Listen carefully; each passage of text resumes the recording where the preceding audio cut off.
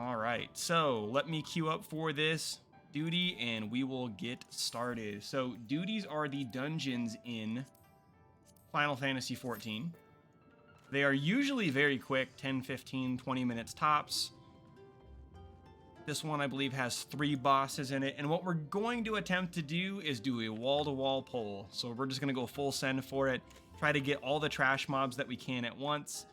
My job is going to be to keep all the enemy attention on myself, grab any ads or any people that I lose while we're fighting. And we'll see if the healer can handle that here.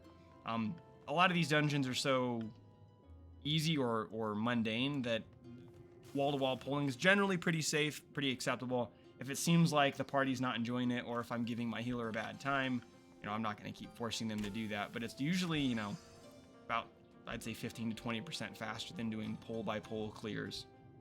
Plus, it's just a little bit more exciting to play and a little bit more exciting to watch. So we will see. Plus, if I wall-to-wall pull and they don't like that, then I'm sure they will let me know. So one of the things you'll notice while I'm tanking is I'm going to be using my ranged ability here, Lightning Shot, which is a ranged attack with increased enmity or threat. So I'm going to use that to grab enemies' attention right away, or to grab somebody that gets pulled off another player.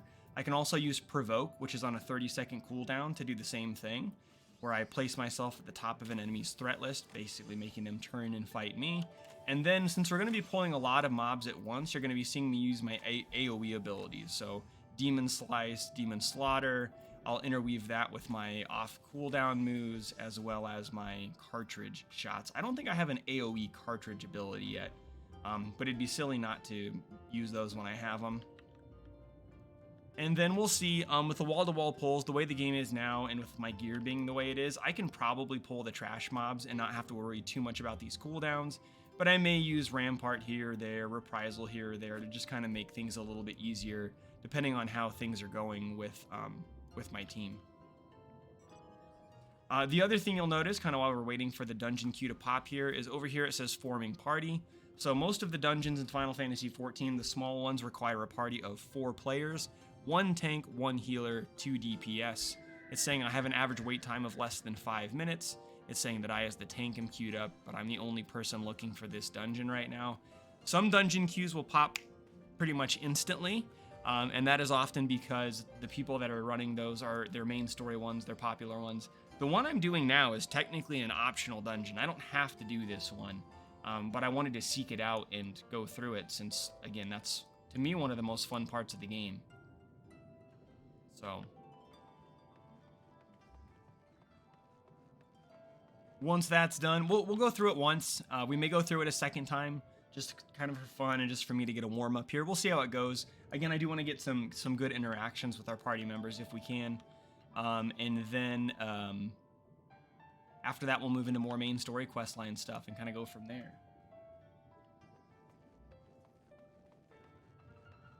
One of the exciting things that happened today, we have a server-based system on our campus that allows us to download game titles one time rather than downloading them each on individual computer, and then it will push those out to our machines at the end of the night. And so I contacted the company and said, hey, we'd like to get Final Fantasy XIV on there. So they're like, yeah, sure, just give us your login credentials and we'll add it to your server. And when I went to have them, they went to go do that this afternoon, I gave them my login information, and Square said, hey, your account's been flagged for suspicious activity because my login was, way the hell somewhere else as opposed to my IP or my address that I normally use. So thankfully, all I had to do was respond to an email, update my password, and I can still get in and play. But that was a little bit scary. I thought that maybe I was going to get locked out of my account for a little bit, even though I was supposed to stream tonight. So that would have been no good. One of the things you can probably see in the bottom left corner in the orange text is somebody is advertising their guild or free company. So you'll see that a lot. This one says, welcoming new and experienced players. They do weekly raids, treasure maps, statics, and other events. Large estate with MB in front. I do not know what that means. And Discord open to all. And then they have a link to their Discord server. So another way of building community in games like this is joining a guild or a free company. There are benefits to being part of a guild that I won't really go into, mostly because I don't know what they all are, but it also gives you a community of your own to play with, and it's kind of a key part of the game. I am in a free company. I joined one, a kind of a random one, right before I left last time. They seem to be a fairly successful, fairly well-established free company on the server, but we'll see. And there we go, the dungeon pops. So when it pops up, you then have basically 45 seconds to say, I am ready to go. So I'm gonna take a drink of water real quick.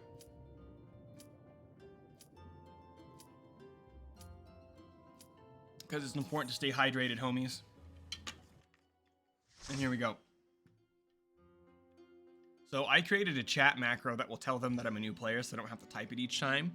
But we'll see if that sparks any conversation here. I'm hoping to get reactions like, oh, you know, no problem, we'll run you through the dungeon, that sort of thing, but we'll see. Cool thing about this dungeon, as you notice with the zone we're in right now, it is entirely underwater.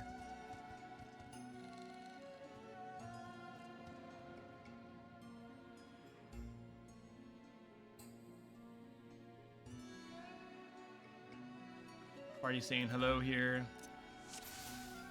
Go. Make sure we have our tank stance on. That is really important.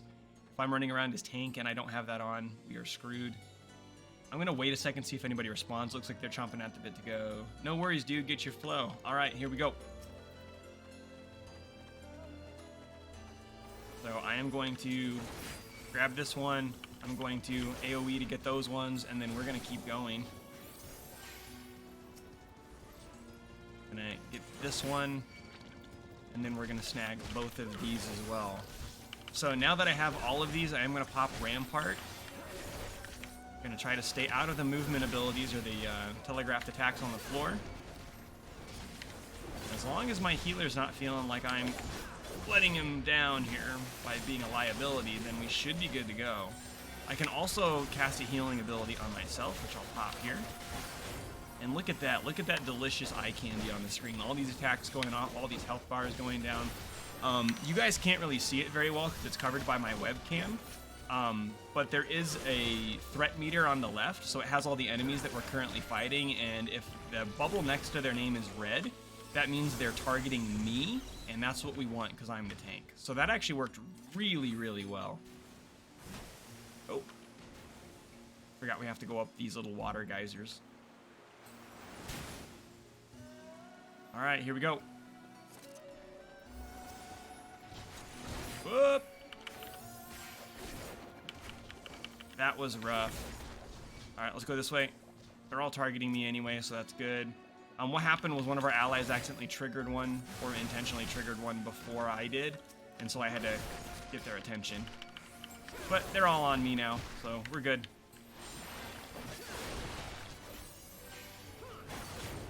Okay, we're trying to get out of that attack.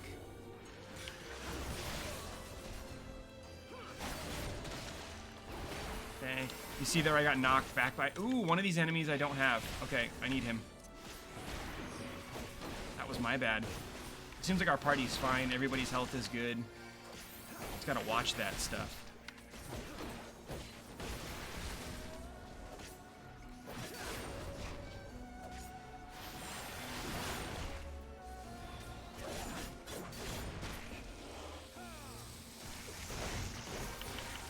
So in this area, we're seeing a lot of little ads spawn.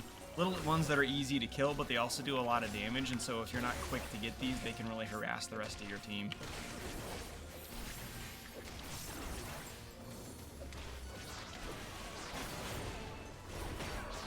I've been popping my off-global cooldowns. Kind of wasted those, but that's okay. All right, here we go. And here comes the first boss. So I'm gonna just, so what you always want to do is you want to wait outside till everybody's ready. I'm gonna say,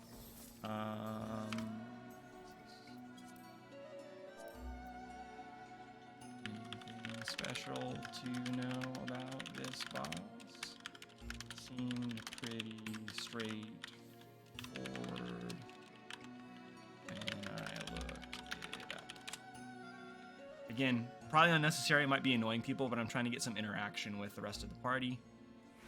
Make sure that we're engaging properly with the community, right? We're trying to conduct this study, we're trying to see, we just target switch and there's an ad. Okay. Got it. So, here we go. One of the basic things with tanking, you want to face the boss 9 times out of 10. You want to face the boss away from the rest of the party.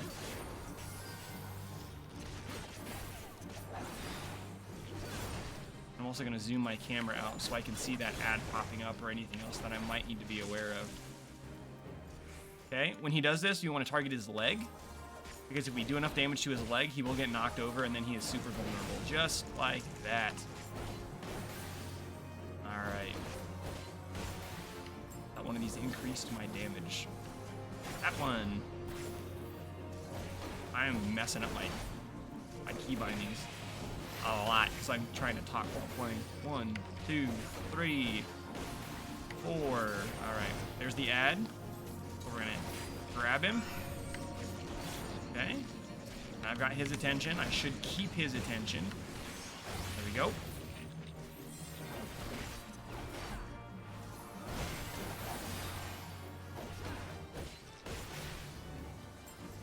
Alright, here we go. Looking around. I'm not seeing anything else I need to be aware of. I don't think we're gonna pop any of our damage mitigation things just because we don't really need it. Oh, there's another one. Wrong ability. I hit bow shock. What is that? Oh, that's an off global cooldown. We need his legs. That's an off global cooldown. AoE. All right, mess him up.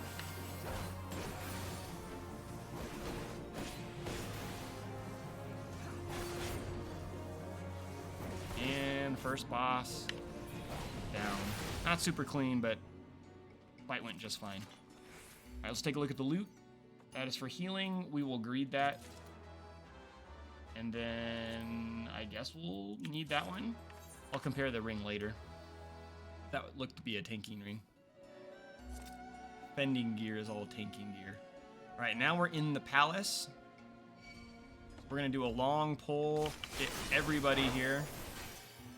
So I have those 3. Have those 3. We're gonna go to the right, avoid the AoEs. I'm gonna snag these 3. I'm gonna watch those meters because I want to make sure that nobody else gets attacked here. I'm gonna pop this damage mitigation and this, and we'll stop here and fight. Yeah, I'm gonna pop a heal, and then we're just gonna go nuts. So I'm trying my best to stay out of the abilities that pop up on the floor. Ooh, I'm in trouble. There we go. Actually, I was probably fine. My healer's doing great. He probably had us, but I got a little nervous there.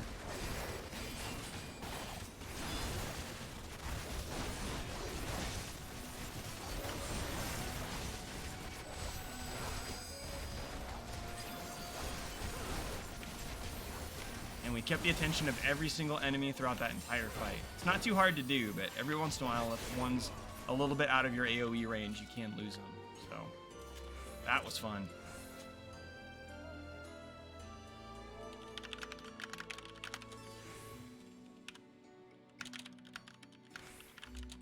That was a great pull. Good job, team. So the way this one works is we all need to... Let's see. We all need to... He starts to cast Seduction, walk into a chest to go old, not before.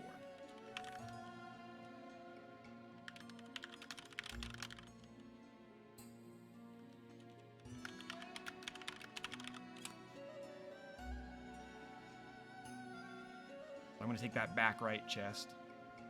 It's like that one's taking that one of those two is taking that one. We'll figure it out. All right, ready? A lot of times players will jump to indicate that they're ready. Not hearing anything to the contrary, so let's go. Let's do it. Ready to punch. I think that was our monk. I hope the monk's ready to punch.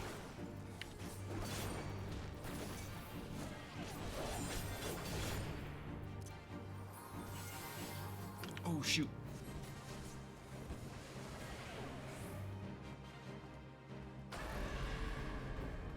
So the key of this part of the fight is that if you are old, you can't be seduced. What are you trying to say, Square? So you go into that chest to become an old hag. Or old figure, I suppose. I don't know if it's a man or a woman. Then you cannot be seduced.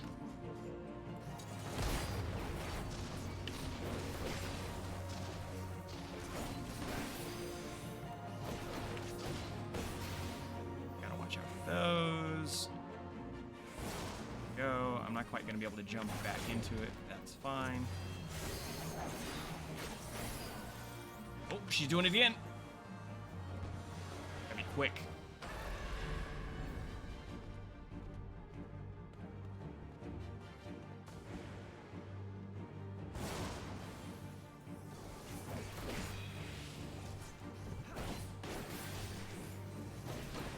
Other than that mechanic, this fight has been really, really straightforward so far. Not noticing any ads, not noticing any weird spells, just some AoEs to watch out for now and then. Oop! It was a healer that did that.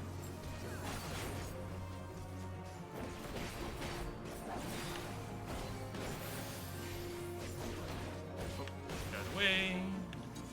Ranged attack, and we jump back in. Easy peasy.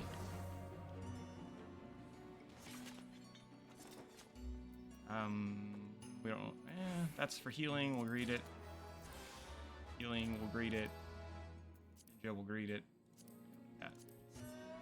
A lot of the times the gear in here is trash. The stuff I went to grab is probably also trash. Where am I supposed to go? Okay.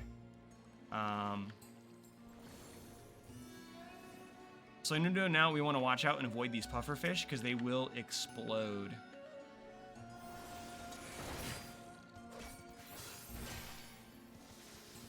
Watch out for the pufferfish while you run from place to place. We're going to come in here. We're going to pop our AoE. This is really the biggest pull we can do on this part of the stage because it's gated off. I'm getting messed up here. There we go. Healer's right there. Back up. Again, these dungeons aren't too bad. I could probably sit here and tank some of these hits and we'd be just fine. But there's no reason for me to place that unnecessary pressure on the healer when I could just move out of the way and do my job. Alright, so again, I'm going to move out of the way. There's a pufferfish coming in, so I want to avoid him. Oh, I think I got hit by one. And I got hit again. Ooh, and I might get hit again. We're doing fine, though. Buffer.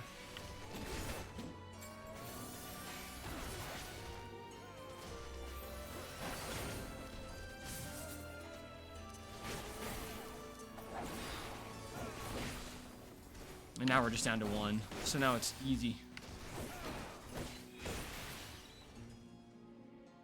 Alright. There's a side treasure chest. I highly doubt anybody's gonna go grab it. Oh, I'm wrong. Again, most of the people don't want the loot, and so they'll just skip past the treasure chest, but I guess we'll need that one because it's a pink piece of gear. So, go.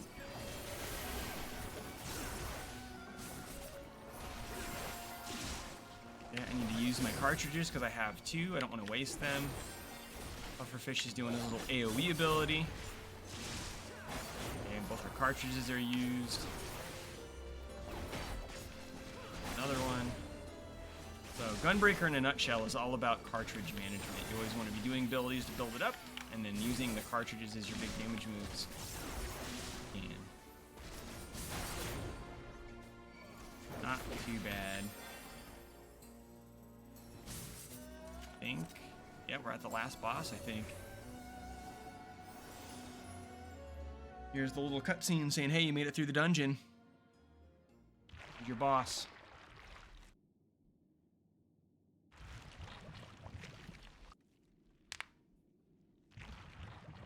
Oh my.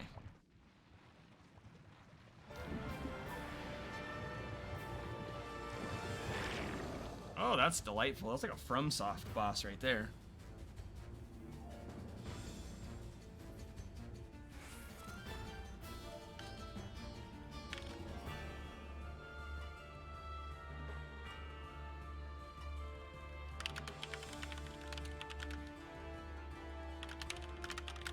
Okay, fair enough. We're just gonna roll with it.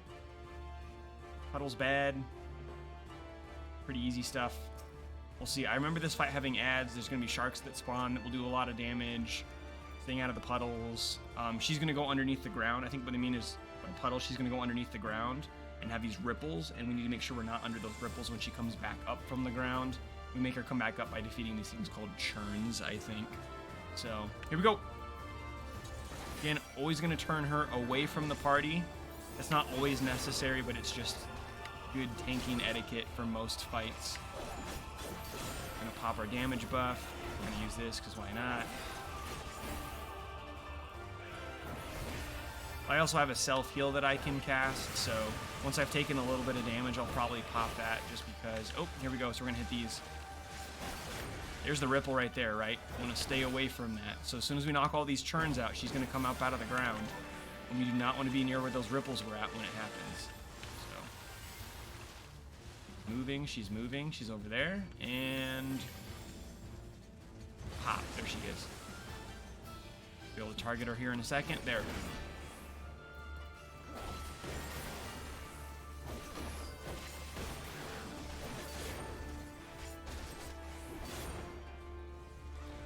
Okay, there's the sharks we were talking about. Now, I can't really do anything about the sharks. The DPS just has to stay out of the way of them when they do their charge, I think. Oh, I just got feared because I wasn't paying attention. So one of the things that she does do is she does this, like, gaze that will terrify you and make you run away. And I was too busy looking at the sharks to notice she was going to do it.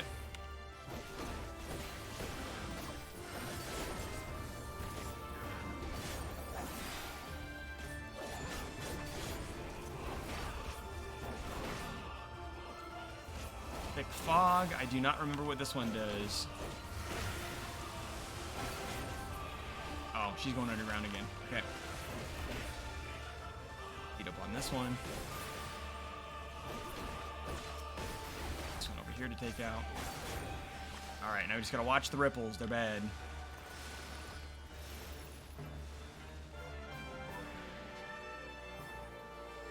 Okay, there she goes.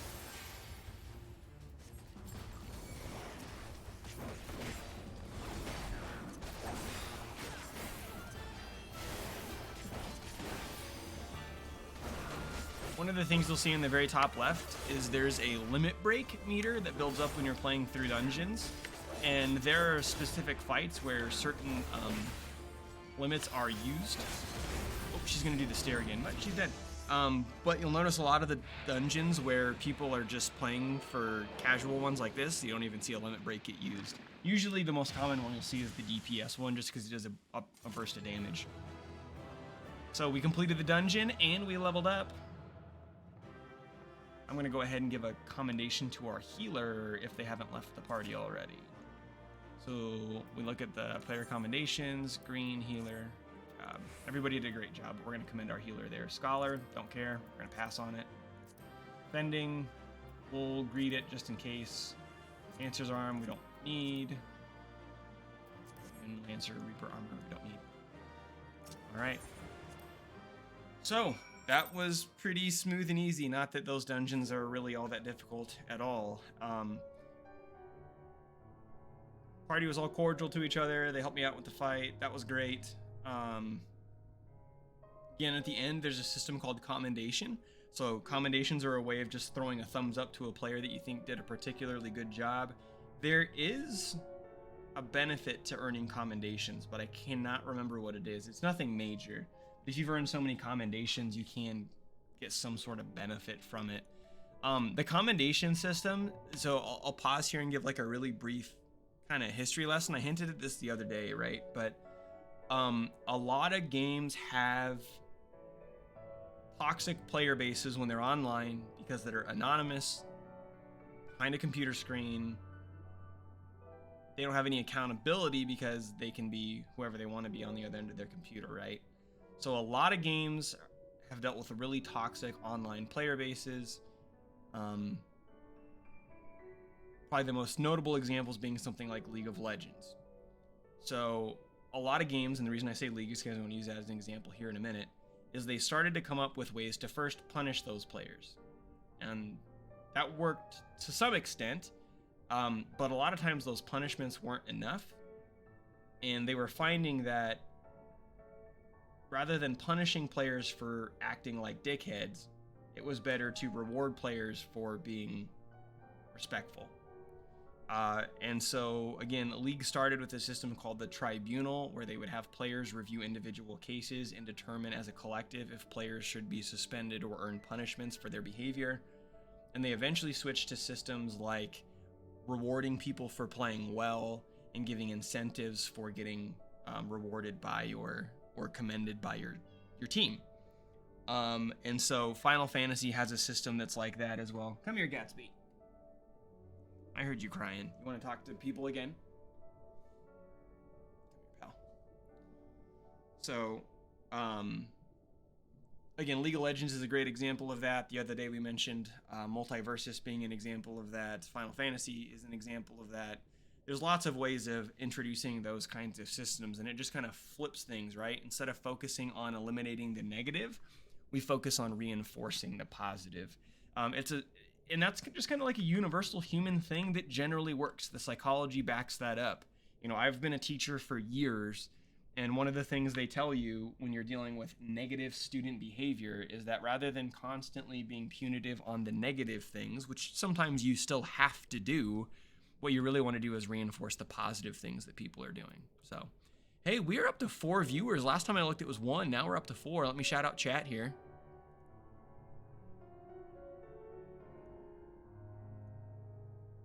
Whoop.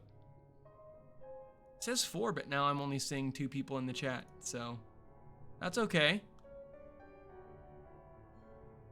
Chill stream indeed. I don't know, were you here for the dungeon just a second ago? Because I don't know if I'd call that chill, but this little music and hanging out in the water is certainly chill.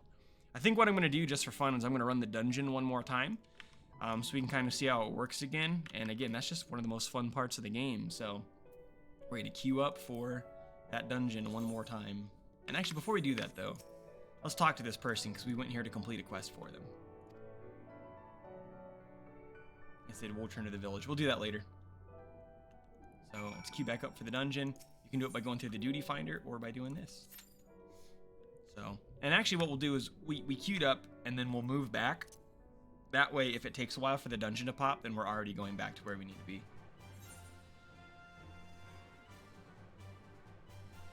Quite a ways away. I just saw the notification that you went online. Cool. Good to know. I went online right at 9 or just before 9, but I think it has a lag time before it does that. So, yeah, my plan right now in terms of scheduled streams is every Monday and Wednesday at 9. Last night I threw in a bonus one just because I didn't have a lot going on and I wanted to test out some things. I will say, so far, so good. We haven't had any dropped frames, so things are working fine. I will say Laura is not streaming anything elsewhere, so that might help as well, but I'm hoping the changes we made to the stream settings will also help.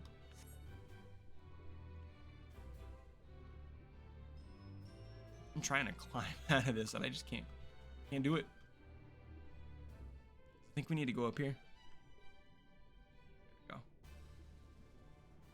Also, look how ridiculous it is that we are underwater with our giant flightless bird. Come on. You gotta love the chocobos.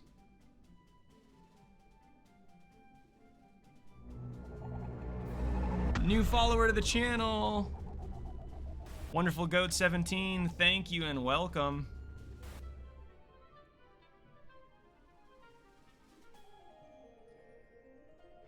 So that is our one of our student athletes and commentators. Hey, Austin, how's it going?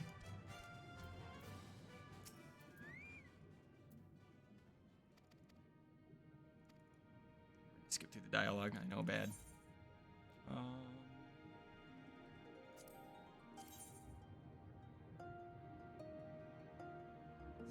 Not need that ring, so we'll take the materia. Alright, so we're just gonna hang out in this town part again. We're waiting for the dungeon to pop. If you guys didn't see it, which only one of you was here to see it, I don't know who it was, but thank you, whoever was hanging out in chat. We're gonna do it again. Again, this is one of the most fun parts of the game.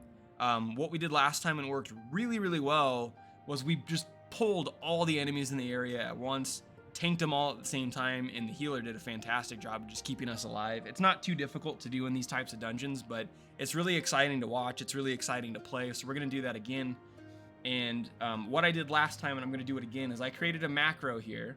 And so if I click that macro, I'll show you what it says. It says, hey, I'm a returning tank. Whoop. I'm a returning tank who just switched from PlayStation to PC. I've watched a guide on the dungeon and I'm familiar with tanking, but please have patience. And I'm just trying to throw chats like, or messages like that in chat because I just want to see how people respond when you talk to them, right? Figuring out, are they going to be friendly? Are they going to tell me to go screw myself? What's it going to be? Hey, another new follower, Wishby, thank you. And we're up to 5 viewers. I think that might be a record. We're climbing.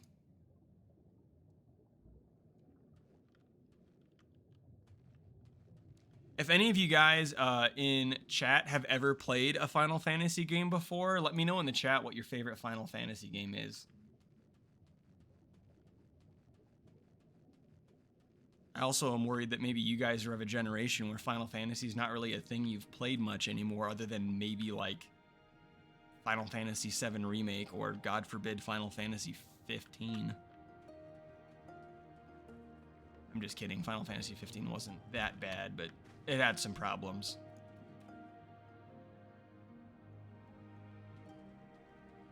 And then a little bit, I'll tell you guys my favorite Final Fantasy. There's no doubt in my mind which one's my favorite.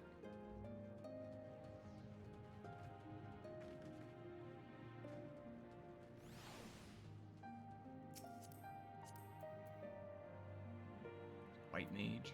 Kind of a cool outfit. One of the things that's cool about this game, right, and a ton of people play this way, it's all about the fashion, right? So, if I bring up my character menu, you can see my gear, but then the little plus icon means that I've glamored that gear, which basically just means I'm using one piece of equipment, but I've cast a glamour on it so it looks like a different one. So the gear that I look like I'm wearing, this is the starting equipment that the Gunbreaker gets. The Gunbreaker is a new class that was added in this expansion. But the gear that I have does not look that way. I'll show you what the gear... Oh, I can't show you what the gear looks like unglamored. The gear that I'm wearing actually looks kind of decent. It came from the end of the last expansion, but I wanted to fit the class that I'm actually playing, so... Here it is. Also, classic Final Fantasy ridiculousness. I have a sword that's also a gun.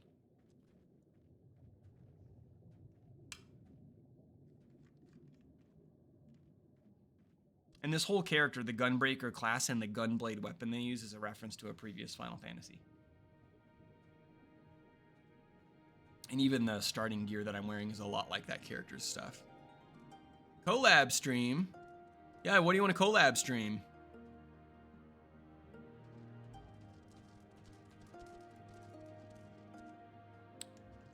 Austin and Carter did our commentary for Smash today, and they did a fantastic job for their first time ever doing it. Talking about building up and raising the energy a little bit, but they were excellent in giving a play-by-play of what was going on. Next step is teaching them how to set up the stream so I don't have to do it every time.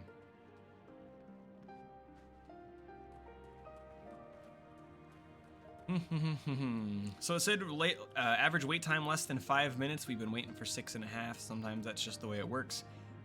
If we hit 10 minutes and it still doesn't pop again, I'm not gonna sit here and wait for it. We'll continue doing main story quest type stuff and just do it when it pops. But I didn't want to be in the middle of something and then have the dungeon pop up.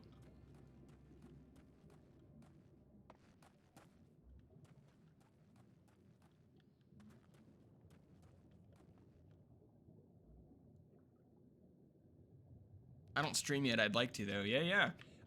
So there's a request from one of you guys to talk about how my stream setup works and how I got into it. I will definitely walk you guys through that at some point. It's actually... You can get away with streaming with a very, very simple setup. I did, since I knew I wanted to do this, and I've wanted to do this for a long time, I did get a decent mic, and I got a ring light and a webcam, but those are not essential. I mean, if you want to do this big time down the road, for sure, you want to have decent lighting, decent camera. You want to have a mic that sounds good. But as long as you have an okay PC, you can run the free Streamlabs equipment, and you have a mic that will not sound like total garbage, you can stream. So I will gladly show you guys how to do that. Cooking stream when? All right, here comes the dungeon. Again, if you guys are just hanging out listening, you'll want to watch this. This is fun to watch. I'm gonna skip the cutscene. And again, I'm gonna pop that macro in chat for letting them know I'm new. Okay, my tanking stance got turned off. What the hell happened there? Okay, you always want to check that when you get into a dungeon. If you're the tank and your tank stance is off, you're gonna have a bad time. Because your tanking stance is basically, it gives you the ability to gain the enemy's attention. If that's off, then you're fighting with all your team for attention. With it on, you can do a hell of a lot more. So, they're all chomping at the bit ready to go, so let's just run with it. Full send it. Here we go. Grab that one. Grab both of those.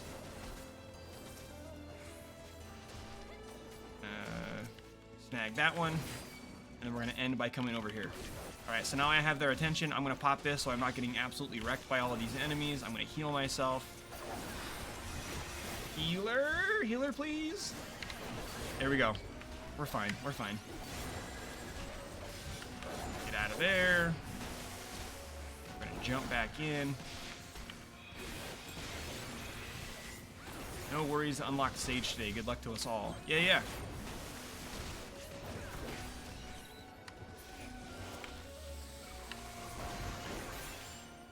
All right, clear. That's cool. Now to get to the next zone, we have to go over here. I got a little bit worried at the beginning of that first pull when I ended there and I got smacked around, but they did fine once they caught up to me. All right, we'll go this way. We'll grab the other ones. I think it's just this guy. Get over here.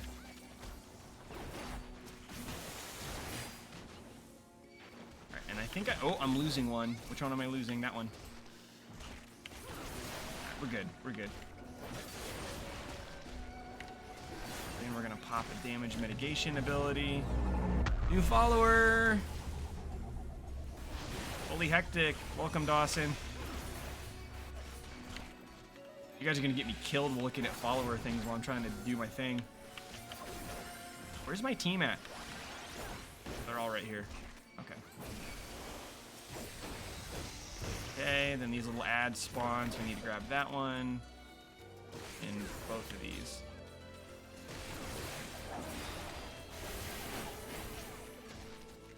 Yes, we need this. We can definitely do something fun like that. We just got to figure out, whoa, what did I do? We just got to figure out a way to get like a camera set up, like an actual static cam, and hook it to our Twitch. How you know it me? I don't know how I know it you. Sometimes it just do be like that. Alright, this first boss is pretty easy. Giant crab. We're going to flip him over. Make him have a bad time. That's pretty much it. Again, tanking 101. You always turn the tank away from the party. Or not the tank. You turn the enemy away from the party. And then the other thing is after you turn them around, quit moving. Because if you keep moving and flipping the enemy around, some of your teammates have to do abilities where they hit them from behind. And if you keep moving, they can't do that. Alright, let's mess them up.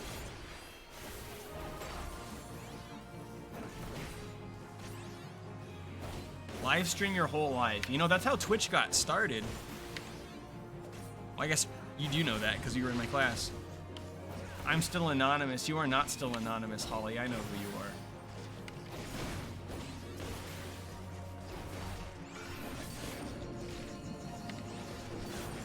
You have been called out. Correct.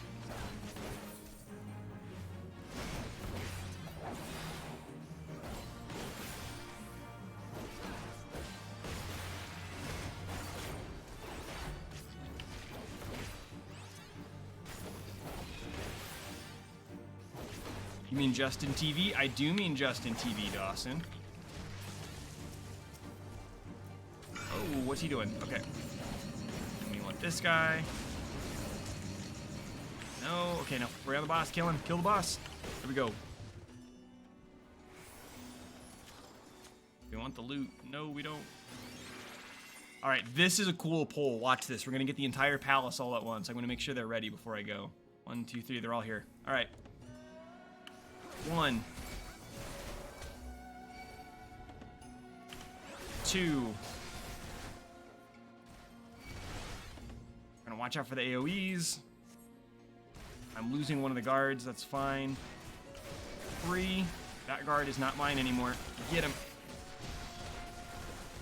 Okay, that means that they're beating up on the enemies too much before we get to the end. That can be a problem, but that's their problem, not mine. Okay, we're gonna pop this. We're gonna pop this just for fun. Yep, that was a good call. Now they need to get here and cover me.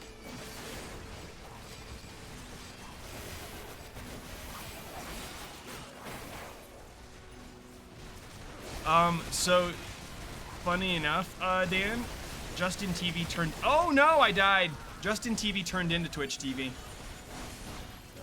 So, yes. Justin TV is still a thing because it is now Twitch. All right. We'll see how this goes. So, we're going to be fine, I think. We did lose a couple people. I'm going to pop this just for good measure. That wasn't as clean of a pull as last time, but we are going to get everybody. It's going to be fine.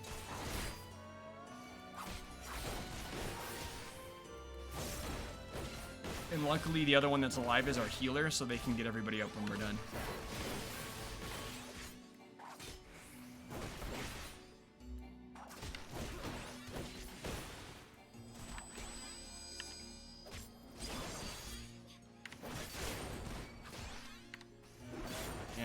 Justin TV started with a guy named Justin Kahn who had the bright idea in 2007 to live stream his entire life.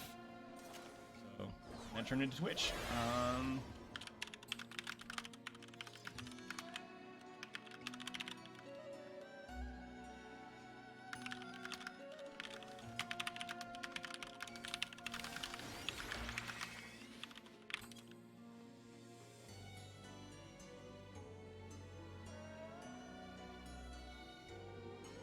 Yeah, I should have let them know that I was going to do that. But again, look, instead of calling me a dickbag, they're saying, hey, it's fine, no worries, we made it, it's all good.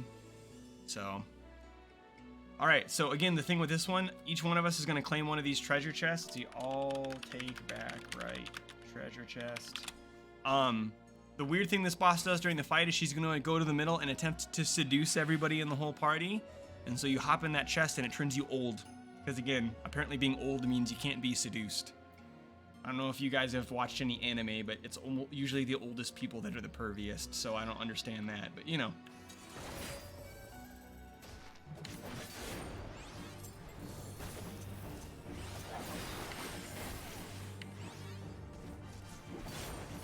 Wholesome stream, please keep it PG. Oh, I wasn't watching! I was watching you guys. I almost missed the cue to turn old. Someday you guys will wake up too and realize, oh crap, now I'm old. Some days I definitely feel like it's happening.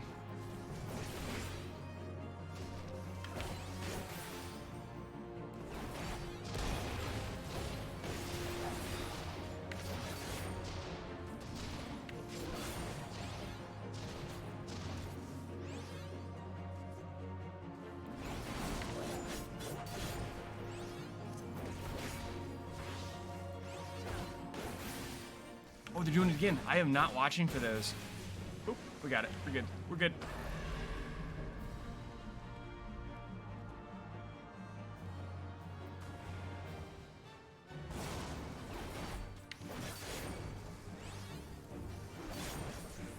Alright, pop this just because why not? Pop that just because why not?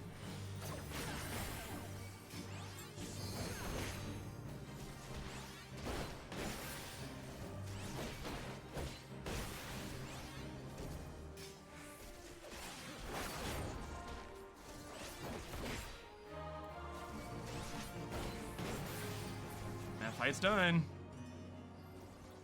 the loot any good? Trash. No. No. Nope. I'm just gonna pass on all of it.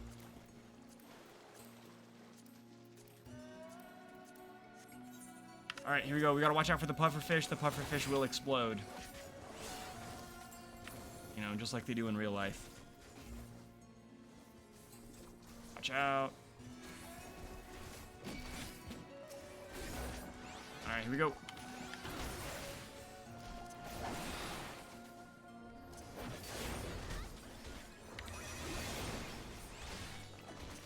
Oh, I'm gonna die. No, no, no. Thank you, healer. I'm really putting them to the test. And you know, I guess I should be more considerate because they did just say, hey, I switched to Scholar today. So they're playing a healing class that they haven't played before, and I just pulled the entire dungeon. Might be. But it's working out. It's working out. The hardest part of the dungeon's done. That was the bad part, and we did it, so.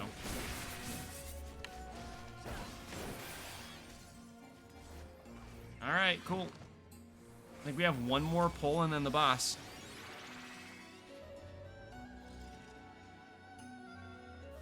They also grab the chest. And usually you don't see players do that. I feel like more often than not, they skip them. Because I remember back when I played, I was the guy that kept going for the chests.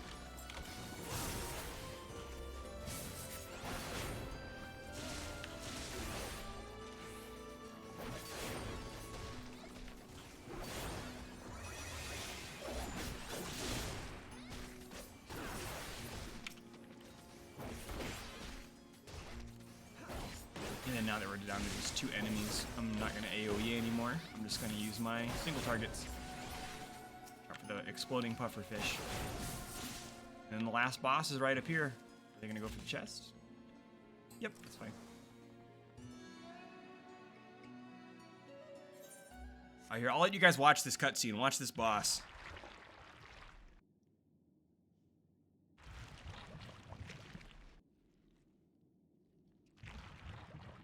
Nightmare fuel. Here he comes.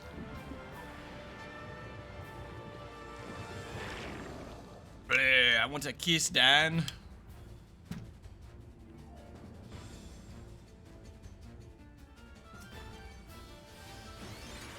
All right, here we go.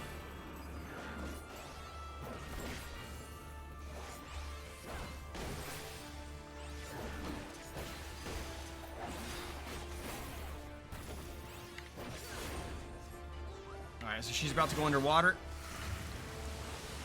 I know, right? It reminds me of the spider chicken. I think you're talking about Quelaag or whatever from the first Dark Souls.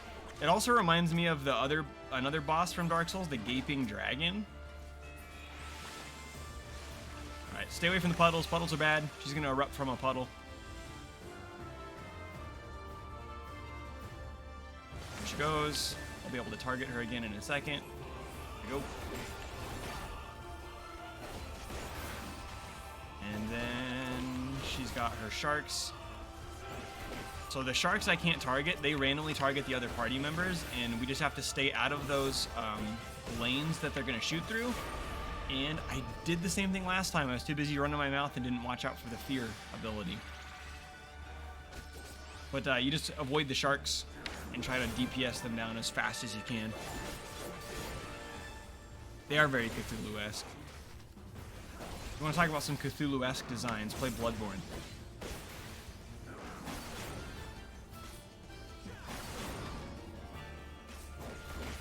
Alright, here comes the fog again. So she's going to go into her puddle. So we destroy these.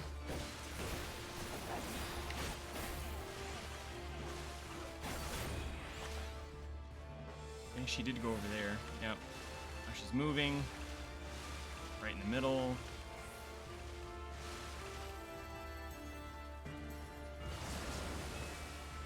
Got all 3 endings.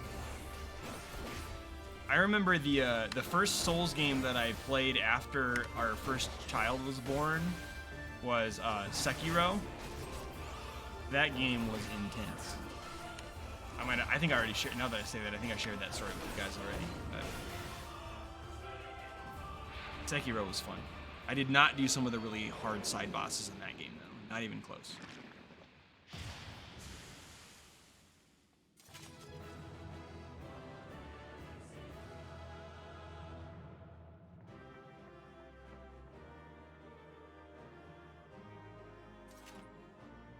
Sweet, there we go. Great job, team. And then I'm going to commend the healer again.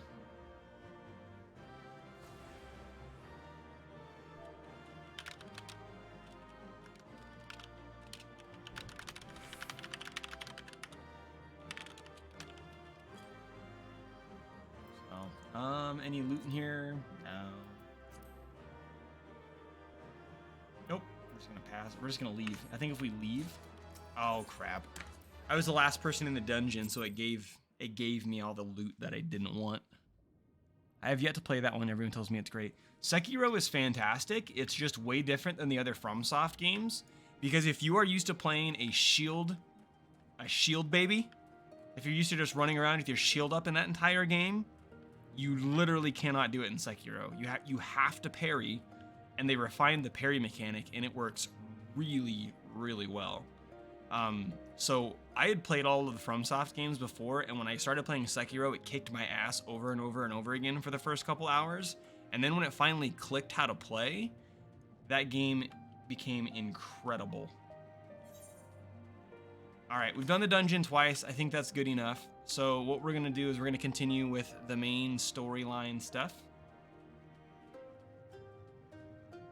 And to do that, I need to go over to this place.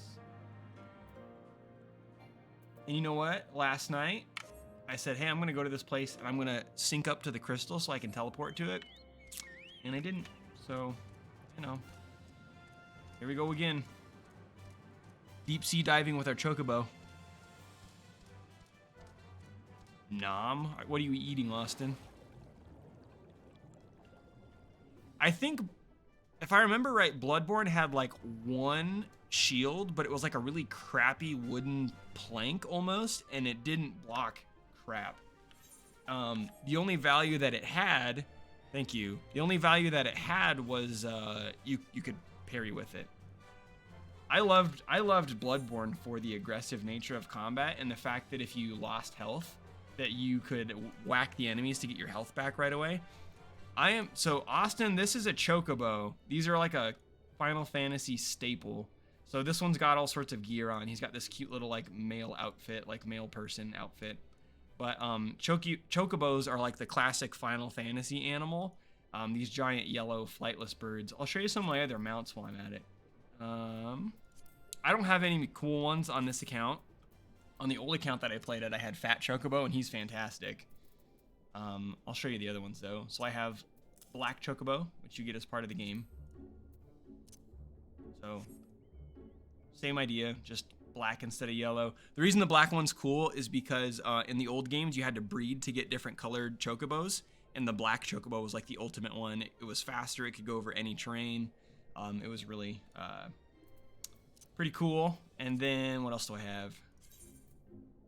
Yeah, all of my mounts I have except for one are storyline based. So at one point in the game, you get the Magitech suit of armor. If anybody ever played Final Fantasy VI, this is the magic suit of armor from that game that Terra walks around in the beginning. What else do we have? Oh, and if you listen, it's actually playing the music from that game. You also get this thing called the Mana Cutter. This is just like a little ship, airship, single-person airship. Kind of cool. I like that one a lot, actually. And then second to last one I have is the White Lantern. This is like a falcon. This is the only one I have that's not given to you by the game. I don't remember how I got this one, but I earned some like, oh, I earned some currency from an event they were doing, and I just wanted to spend it, so I got this bird. That one's pretty cool. I like that a lot. And then the last one you also get from the storyline, but I will show you the character anyway because it's pretty cool.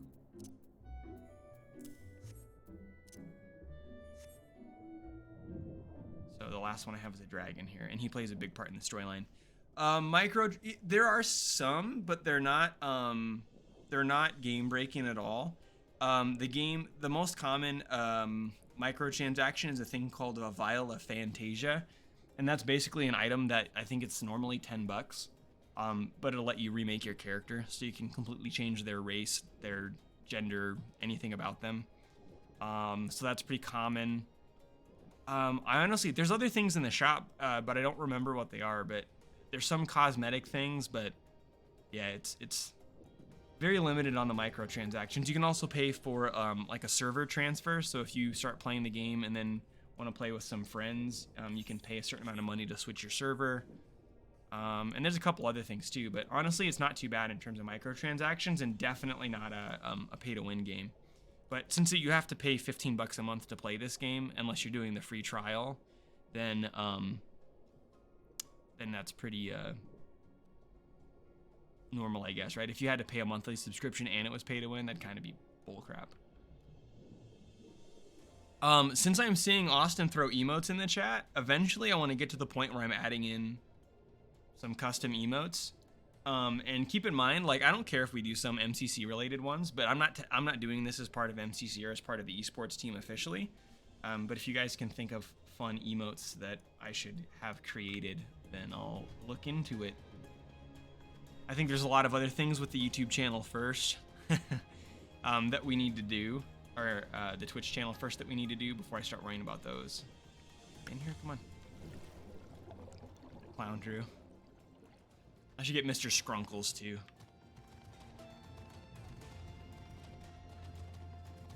Oh, I don't know if I could get away with Mr. Skrunkles. I mean, I'm not making money off of him, but I wonder if he's like copyrighted by the school and I could get in trouble for using it if I'm not doing a school. I don't know. I don't know. I don't think the school would come at me, but you know, they don't need to know. True. All right, I'm gonna let the cutscene play out here. Sometimes with the cutscenes, they're voiced, sometimes they're not. Hey, that's Super Meat Boy right there. Sometimes the cutscenes are voiced, sometimes they're not. I will read out loud the ones that are not. That way, if you care to follow along, you can. You're jumping right into the middle of the story. Short version of where we're at in the story right now. We are seeking out these people. They're called the Blue Kojin, and we are trying to get their help to go fight go talk to the Red Kojin, which is like another clan of the same people that are really violent and aggressive, and we're trying to get both of them to work together to go fight the bigger bad guy that's the threat here. The whole region we're in is under the control of a place called the Garlean Empire, the big bad Imperial bad guys, and we're trying to basically rally everybody up to like stand against them. That's the short version. Bob Ross, what a wonderful human being.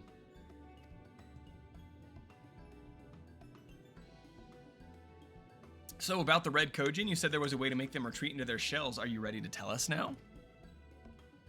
I did indeed, and yes I am. For you see, divinity resides not only in material vessels, but in individuals. In laying claim to this most sacred of treasures, you have demonstrated an affinity with the divine. To treat with men and women such as you is to invite fortune into our homes. Gladly we will aid your cause.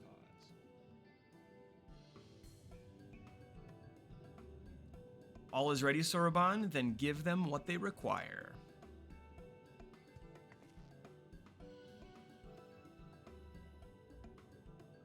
This is a ceremonial knife of some sort. Before this blade, that which is sealed shall open, the treasure vault of the Kojin on the Isle of Zeki. It is there that our most prized relics, be they of red or blue, are kept safe. Fiercely do the red guard it, for its contents are more precious than their lives. Were the vault to be attacked, their response would by necessity be immediate. Kojin would be summoned from realms around to defend their treasures. And were we to sow enough chaos, the Reds in service to the Imperials would have no choice but to answer the call as well. Giving the Confederacy the sign they've been waiting for, without the Kojin, the Imperials wouldn't have near enough troops in Asari to hold off the pirates. However, you must understand that the vault is holy ground, home to 1,000 kami. To intrude upon it without paying the proper respect is a sacrilege we cannot condone. So these people are also very spiritual. So if we were to pay the proper respects, it would be all right. Great. How do we do that again? The Yasakani no Magatama is one of the 3 most coveted treasures of the Kojin. The other 2 lie within the vault. Were you to deliver the jewel unto the others and thereby make them whole, the kami may forgive your trespass and instead delight in your mischief making.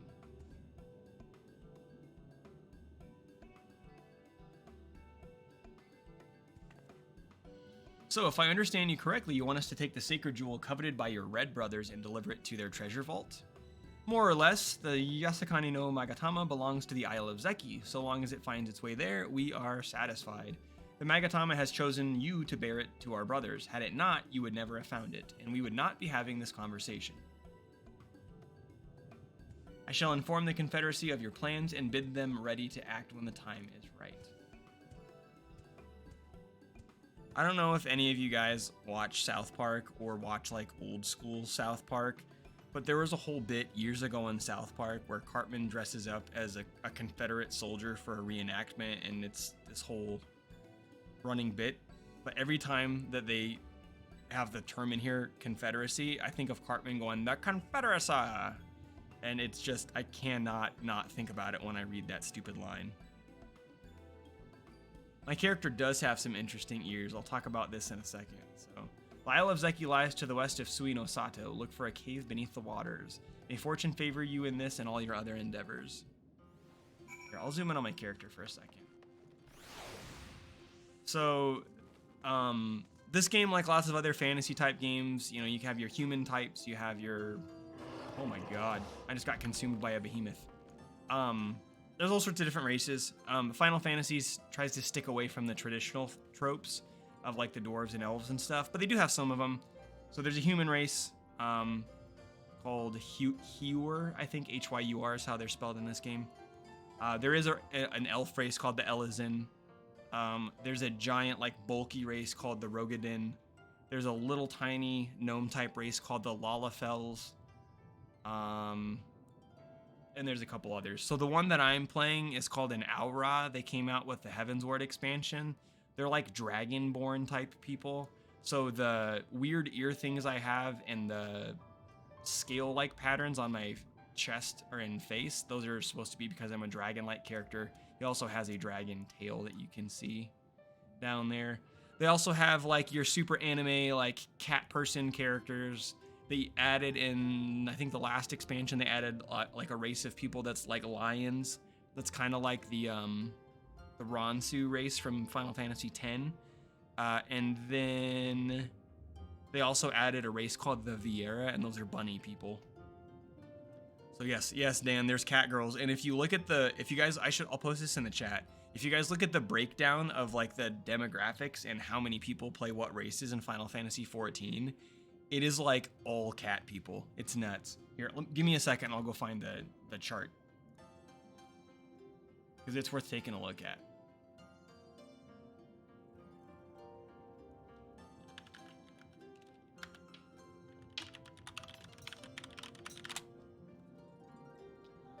Is this the one?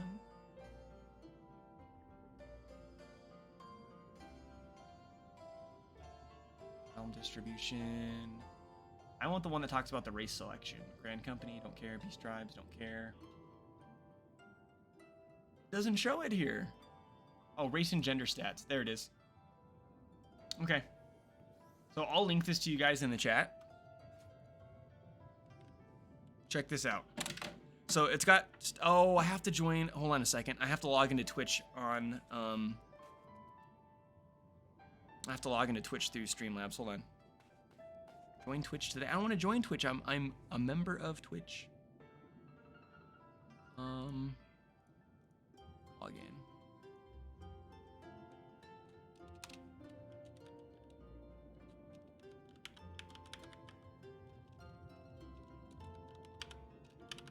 I don't remember my password.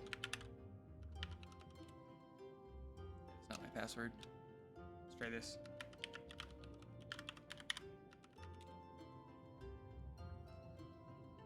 Login verify code. Hold on a second.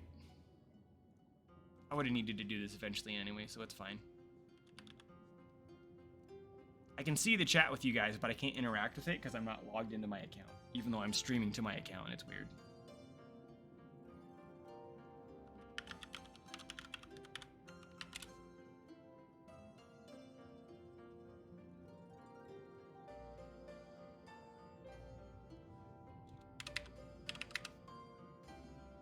Okay, here we go.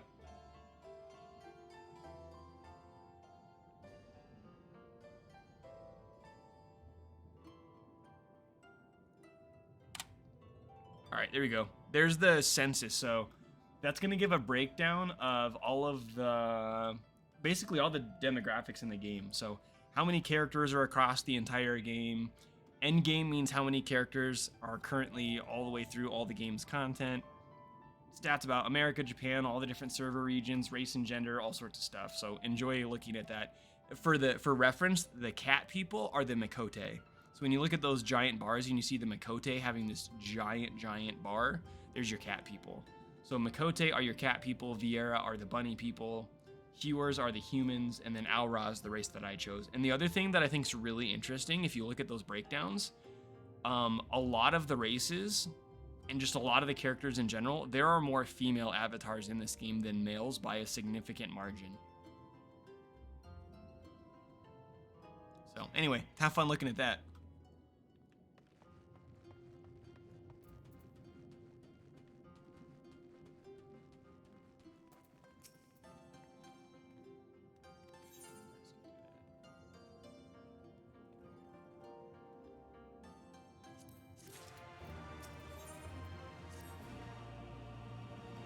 So, oh yeah, there's a lot of them. So I think the story's actually setting me up to go do another dungeon, which would be fantastic. That's what it kind of seemed to be hinting at, that we're gonna go to this zone and then we're gonna maybe, hey, that is awesome, Holly. Thank you so much. So Holly just posted in the casual a graphic for the stream here. That is really cool. I will save that and find a way to integrate it.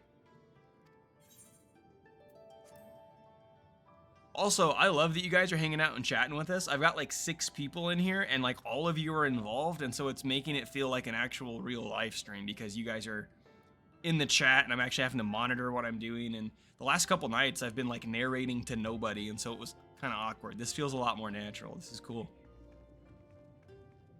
And please, if you have anybody that you think would have an interest in it, let them know. Again, the whole reason that I'm doing this is when I'm actually playing and interacting with, when I'm actually interacting with players in the game, it's all about like, how are they interacting with each other? How are they treating each other in the game? Because my students in esports and society are going to be conducting a digital culture study. So they're going to pick an online game. A lot of them will pick an actual esports title, you know, Siege, Rocket League, whatever. And they're just collecting data while they play about how that digital community operates. You know, are people toxic by default? Are they being positive? And then they're not going in with any sort of they're not going in with any sort of thesis or anything. That's not what a culture study is about. It's literally, I'm just going to immerse myself in this culture.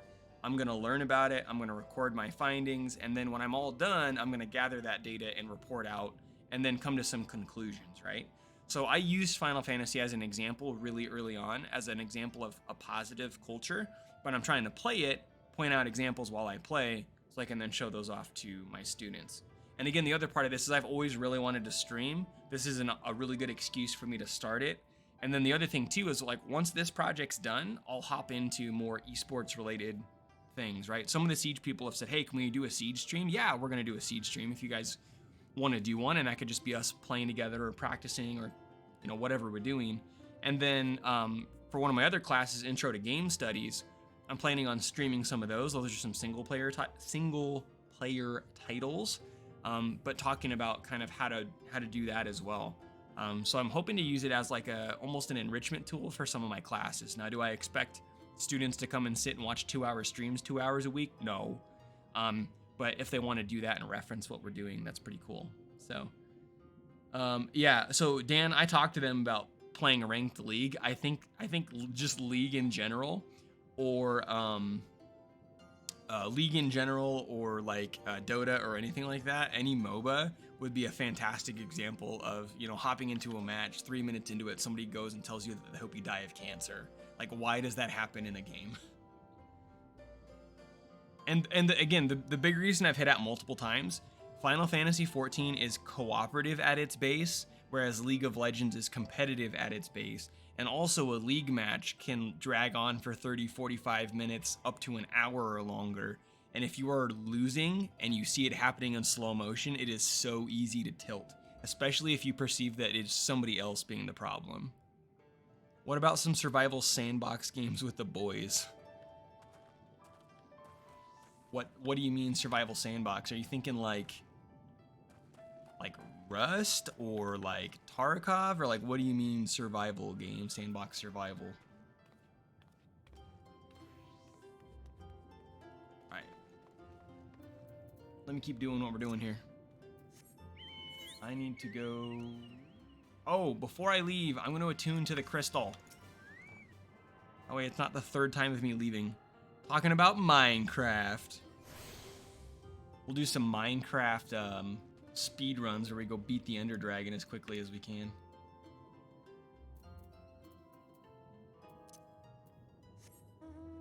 Speaking of which, another huge thing that I'm passionate about with gaming is kind of like the speedrunning community. I don't speedrun anything, but if any of you guys have never heard of that, do yourself a favor and look up speedruns. They are awesome.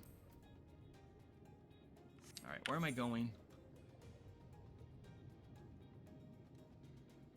Oh, for real, where am I going? Oh, way to the left. Okay.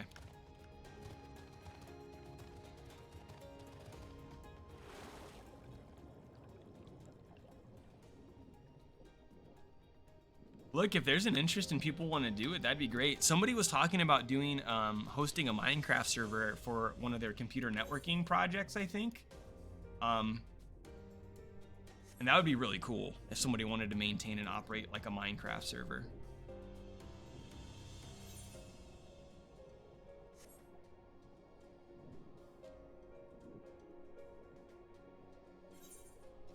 Plus, if you guys had a Minecraft server that you were hosting for esports, and I found an excuse or reason to have us use Minecraft in class, then that would give them a server that they could maybe... Well, I don't know if I'd want them messing around with the server you guys had already been in the middle of, but... Mario 64 speedruns are like the top of, like the pinnacle of speedrunning in a lot of ways.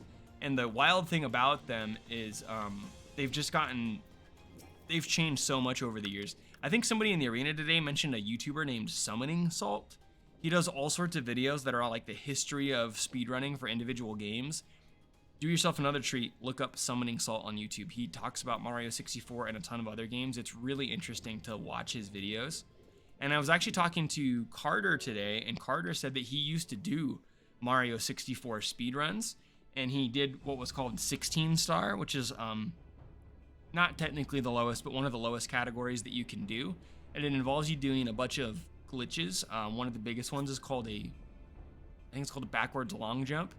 And it's this really tricky input on the controller that builds up a bunch of backward speed, so you glitch through some of the geometry and you can go fight Bowser early. And you have to use it to go up. If you guys remember playing Mario 64, there's like in the third area of the castle, there's a staircase that if you don't have enough stars is endless. You just have to climb it forever. And you can use the backwards long jump and a couple other glitches to actually move so fast that you break the endless stairway and get to the top.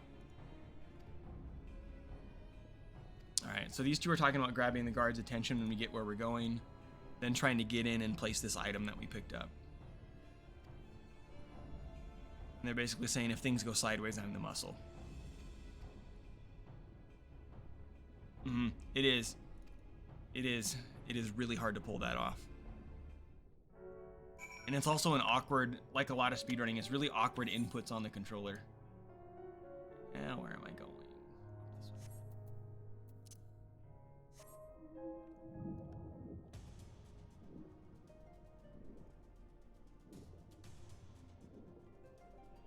Oh, I got a friend request. I think I know who that is.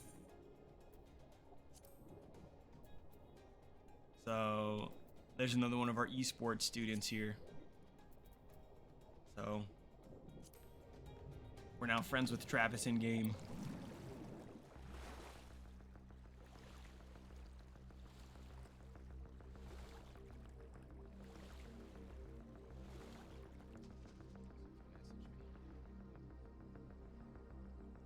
Yeah, I want to figure out a way to incorporate and use that graphic, Holly. I might figure out a way that I can throw it up on the Twitch page and have it sitting there. That's really cool, though.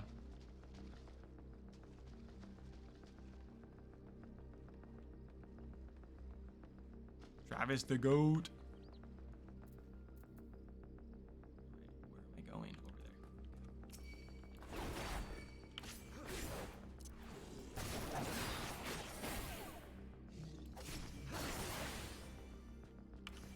So Travis is a huge Final Fantasy fan, and when I told him that I was using this to stream, he immediately wanted to hop over and be in the same server. And so he then recruited Nick, and it sounds like we might be doing some streams where Nick's playing a fresh character as a healer, Travis is playing as DPS, I'm going to play as tank, and then we might go through some lower level content, and then we can kind of see what the perspective is of a new player hopping in. Although it'll be a little bit different because Travis and I are high enough leveled and we've done the content, so it would kind of be him getting carried. But the really cool thing this game does is it forces you to level sync if you're playing with other players. So like if I joined Nick's party and he's level 6 and we go do a dungeon together, I won't be level 64 or 65, I'll get pulled down to like level 8. So that way you can do that stuff without being absolutely steamrolled. Although you can do what's called like unsynced content, so you can choose to do dungeons where it doesn't force you to do the level sync, and in those cases, yeah, we could pull the entire dungeon and wreck it in 3 minutes, but then it's not any fun. A quick way to blitz through the content, but these dungeons are really well crafted, and so it's kind of like robbing somebody of the experience, I think, if you just rush them through the dungeon. Cool thing about Final Fantasy XIV is you can now play it all the way up to level 60 and play through the first expansion, Heavensward, completely for free without even paying for a monthly subscription. You don't have to put in or spend any money at all. So that's really cool. And I am getting it onloaded onto our GG Circuit servers. I had some issues with it today, so we're going to try it again tomorrow.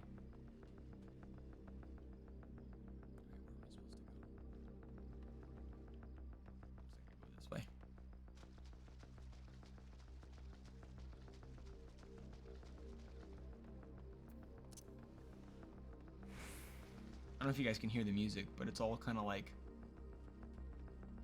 tense, like almost like I'm supposed to be on a stealth mission here.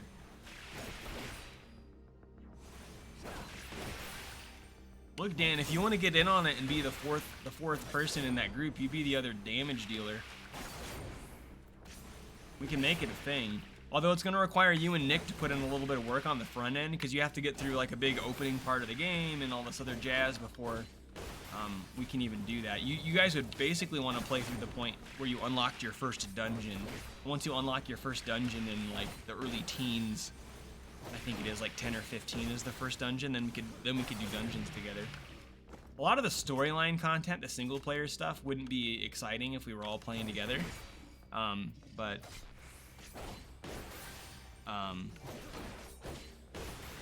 the dungeons would be. I'll join in again on the stream. I swear, driving home from the lab, it's fine.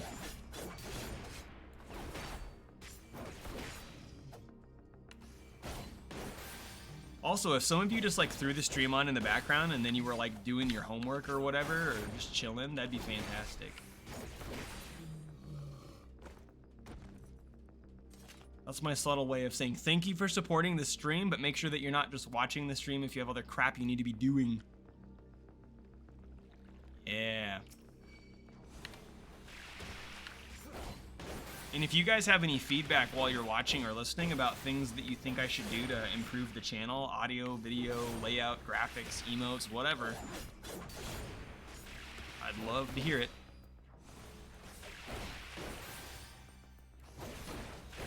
I have a notification on, what's that? Whoa.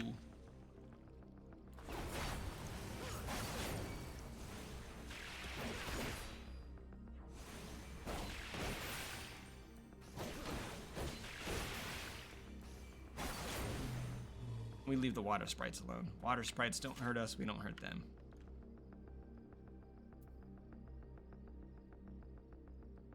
I'm gonna pause for just a second. There's a giant spider on our floor. I'll be right back.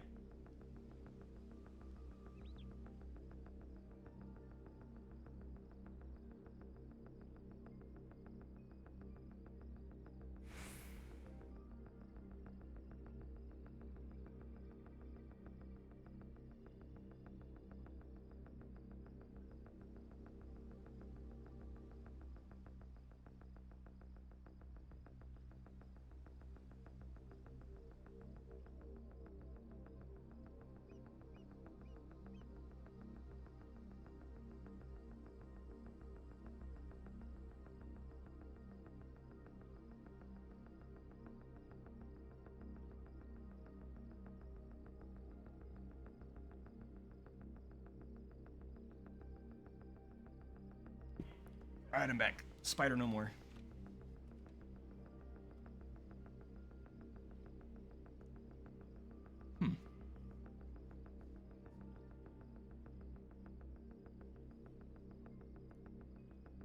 Okay. Whoops.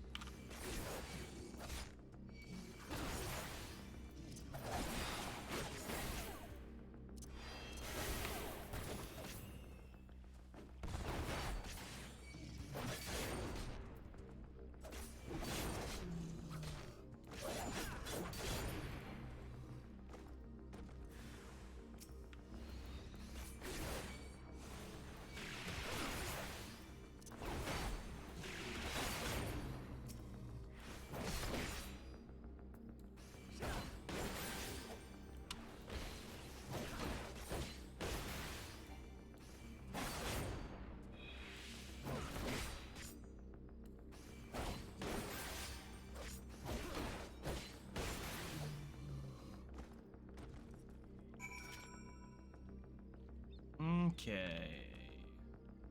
We're going back the other way.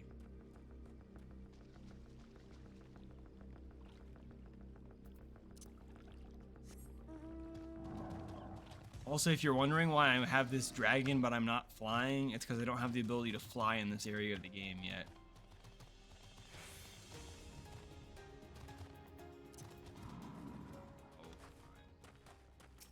I don't want to fight you, Ray. Don't make me do it.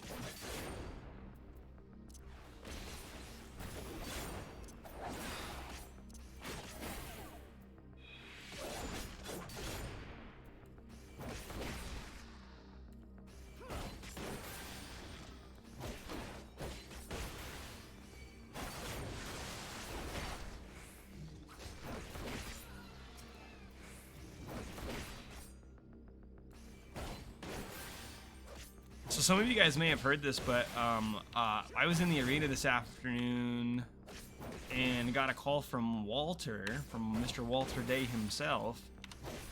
And he was talking about, we were talking about getting things ready for Friday.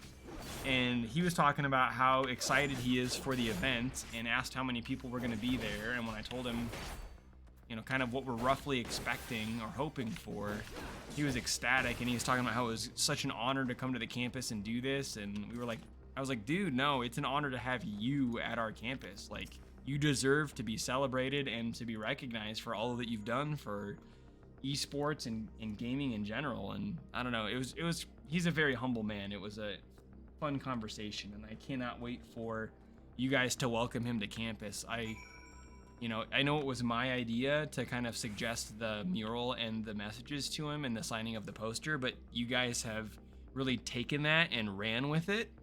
And I think it's going to be awesome. I'm really hoping that he'll be in awe. The cool thing is, when he comes, he is going to be purposely kept away from the arena until after he presents.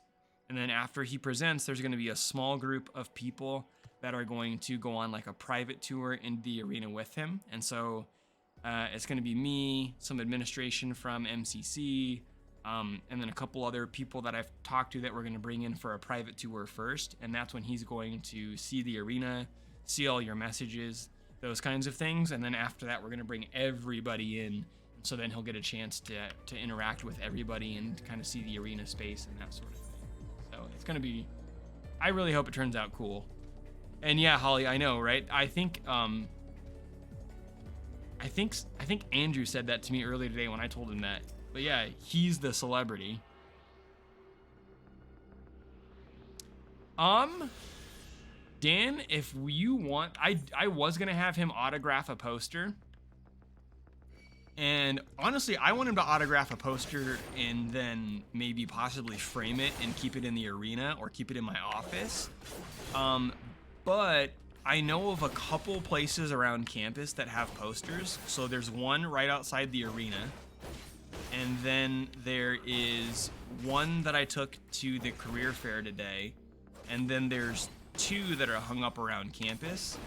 And so on the day of the event, if you really want him to autograph a poster, I am fine if you snag one of those off the wall because we won't need it anymore and have him do that. I'm sure he'll take pictures too.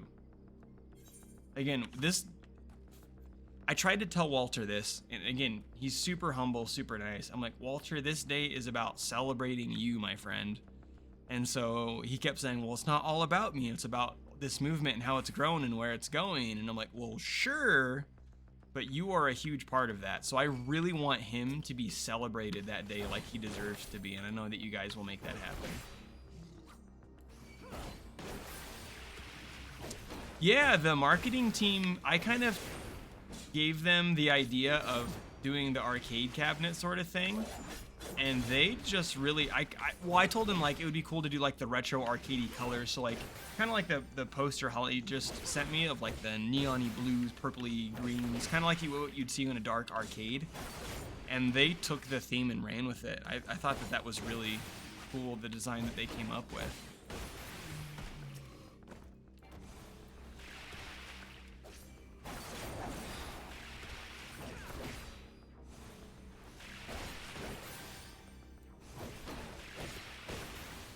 And then I'm also really looking forward to practice tomorrow. Tomorrow, it's, you know, you guys have caught wind of this a little bit. It's going to be a lot more chill. You're not going to be playing your titles. Midterms are around the corner. People are getting burnt out. You guys have been working really hard. You know, we kind of had our come to grips meeting a couple weeks ago about classes, and a lot of you guys have been putting in a really dedicated effort to improve your grades and take things seriously. And I think everybody needs a break. Andrew and I certainly need a break, and so we're hoping tomorrow will just be a really great afternoon for us all just to chill together. So, and we'll have like 3 or 4 different things that you guys can engage with and do while you're there, so it should be a good time. And I think it's a really cool way for us to prepare for Walter too, because some of the things we're doing tomorrow are helping with that too. One of the things I will say, and I'll say this during practice tomorrow, I am gonna need a group of about like, I don't know, 6, 7, 8 people to go down into Jardin Hall with me. We're gonna do chair setup and room setup for tomorrow. And then I'm gonna need somebody who's gonna be at the event with us that day. So some of those people that I wrote on the board to kind of be our lights person. I'm gonna have 1 or 2 people kind of be like a traffic director, stuff like that. So we'll talk about that tomorrow with people that are down in the arena. Yeah, you should definitely frame one for the room. Yeah, again, I'm gonna take that silver Sharpie. I'm going to have him autograph one nice and big, and I want to frame that sucker in the arena. So thank you guys for volunteering. I love that about you guys. Anytime we need help with anything, I don't have to pull anybody's teeth to get help. You guys are always down to do just about whatever. All right, let's pay attention to Final Fantasy for a minute. Ooh, we have voices this time. I can shut up. You will pay for this sacrilege. That's the spirit. Now don't be shy. I'm more than ready for another round. Seize them!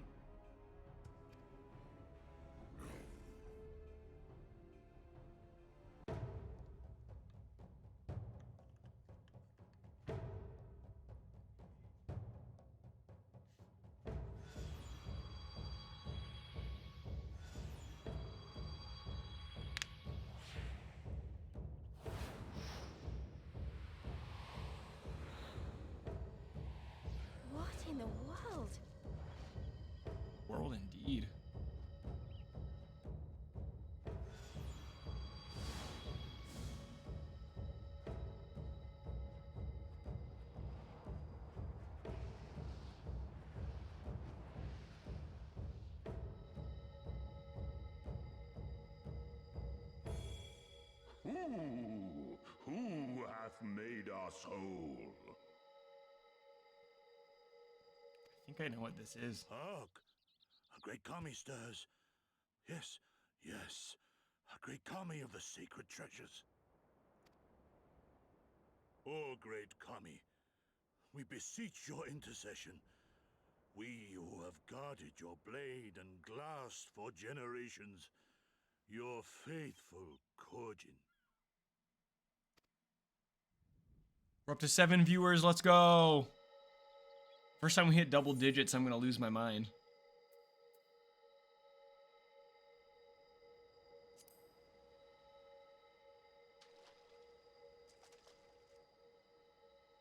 Thou didst freely deliver our jewel unto thine enemy's own treasure vault?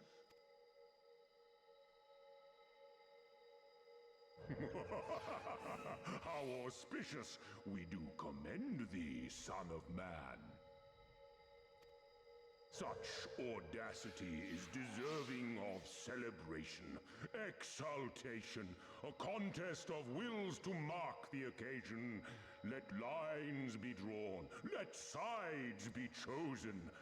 I think you're doing a fantastic job with the stat collection, Dan. It's just, if I'm being 100% honest, it's a difficult situation for me to be in because I've never had a dedicated analyst like what we're having you do. I had a student in Williamsburg who kind of took it upon himself. But collecting data for some of the games we're doing has been tricky, and I like that we have analysts and some other tools to use. But then the other thing is, like, with us doing so many things at once, I haven't found a good way for us to, like, then debrief and talk about the data and pull it out and use it, right? And so I'm hoping that as we collect a little bit more data from the next week or so of games, then you and I can sit down, or you can kind of pull out some of the findings that you're seeing, and we can talk to, like, the Siege team about it, or the Overwatch team about it, or that kind of thing. But I think you're doing a fantastic job. I just want us to keep collecting that data and then coming up with interesting ways that we can actually incorporate it into our coaching. But, you know, as we've talked about before, you know, with all the games that we're running and all the stuff happening at once, it's just hard to manage all of it at the same time. So, and Andrew and I haven't done a great job of building you guys up independently so you guys can do those things and then report out to us. It's been more like, you know, hey, you're gonna go do stats, Dan, and then we're checking in later, going like, hey, Dan, how are the stats going? So, you know, I think you've been doing a great job of asking questions about what you want us to collect and do and that kind of thing, and that's helping us learn how to do that part of the job better as well. Because I think the stat collection and analytics are incredibly important. Just figuring out how we want to utilize those and make those work for us is kind of the next step. So right now we're in that, you know, that data collection stage, and I think that's really good. And then as we keep getting more of that, we'll figure out ways to use it. And again, as you're looking through spreadsheets, if you're noticing things, you know, people that are struggling on certain maps or certain situations or things that are going well, that's what we'll start diving into and talking about. And maybe what we'll do now that I'm spitballing out loud is, as you've gathered some of that data, maybe we'll like save the spreadsheet and send it out to the team in the Discord, and then they can kind of look it over all, like they can all pull it up and look at it together. Because, you know, if you don't have Siege experience to be able to look at the data and you know, see how the dots are connecting, we're going to have students on the team that can.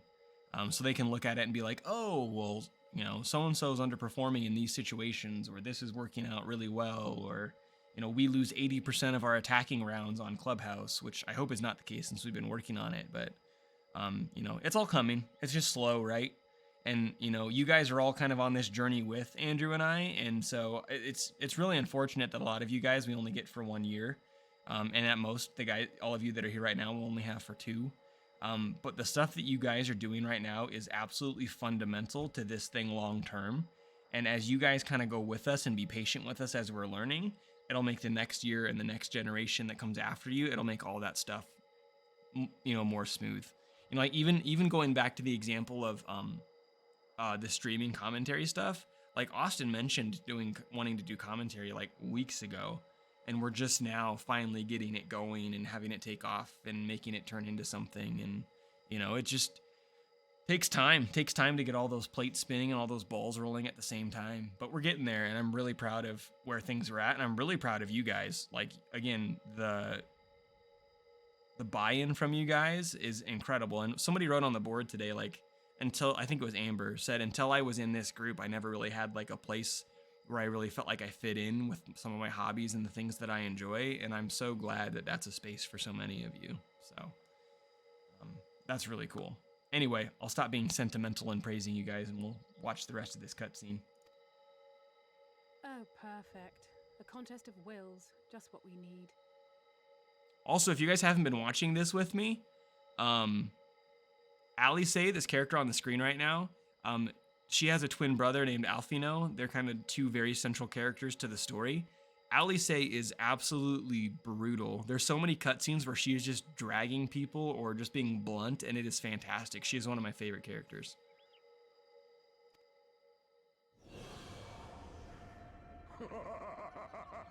Hearken to us, shelled ones.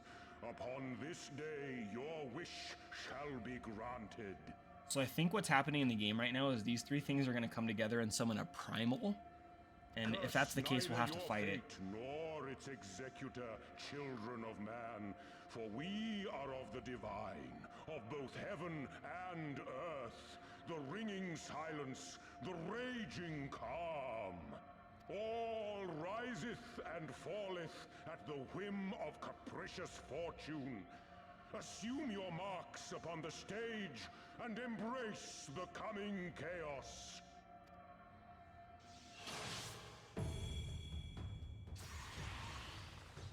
Let's go. What's happening?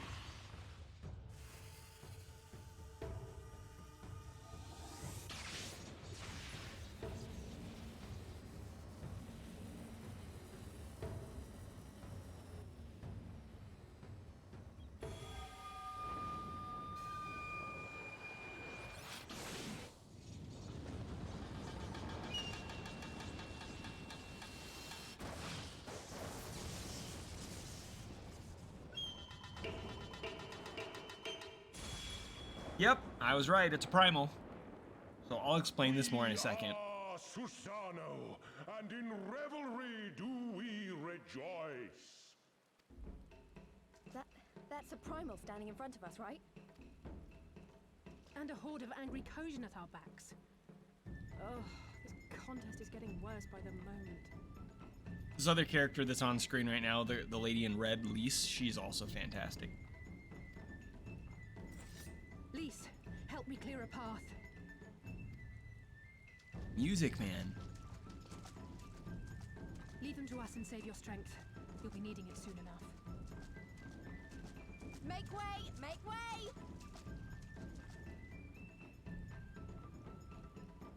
Spoil not your appetite for the feast, children of man. The dish will be served whether you will it or no.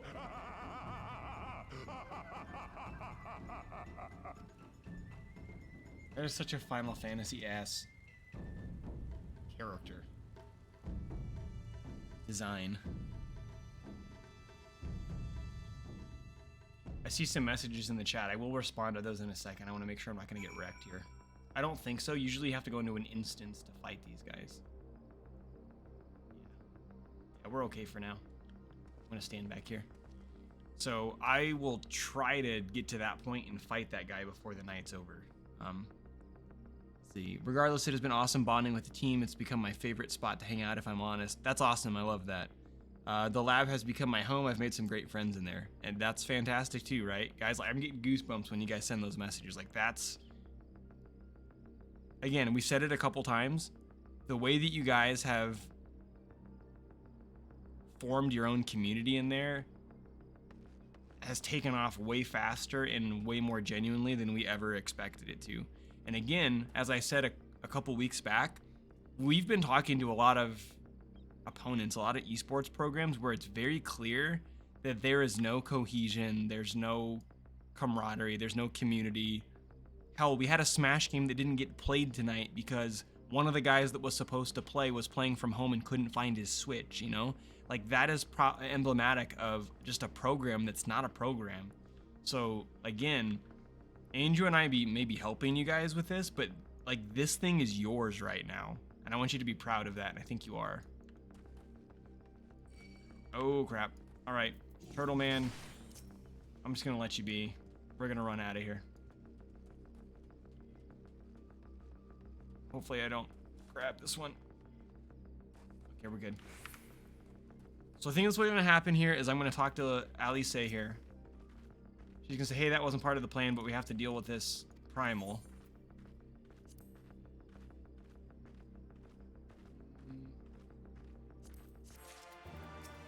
And then we're gonna have to fight it. I'm really hoping that's the case.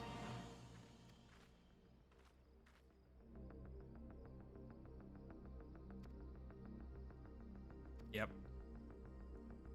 Now, here's the fun thing, okay? Here's the next part of the culture study. Here's the thing that's gonna be a make it or break it thing. You know, I've made the claim that Final Fantasy XIV is a very welcoming community. When we get to this fight, I'm not gonna pause and watch the video on how to do it. I'm just gonna jump in and learn by doing. Now, with the primals, they're not whole dungeons, it's literally just a big boss fight. Some of them are brain dead, where you can do them without ever encountering them and be fine. Other ones, if you go into the fight without knowing the mechanics, you can wipe a couple times before you get it.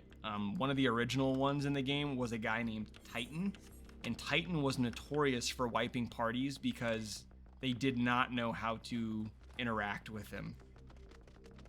There was one in Heaven's Ward called Ravana that was not as bad, but similar. So I'm not gonna look up how to fight this Susano primal. We're just gonna... Okay, this guy really wants to die. Here we go. We're just gonna do it.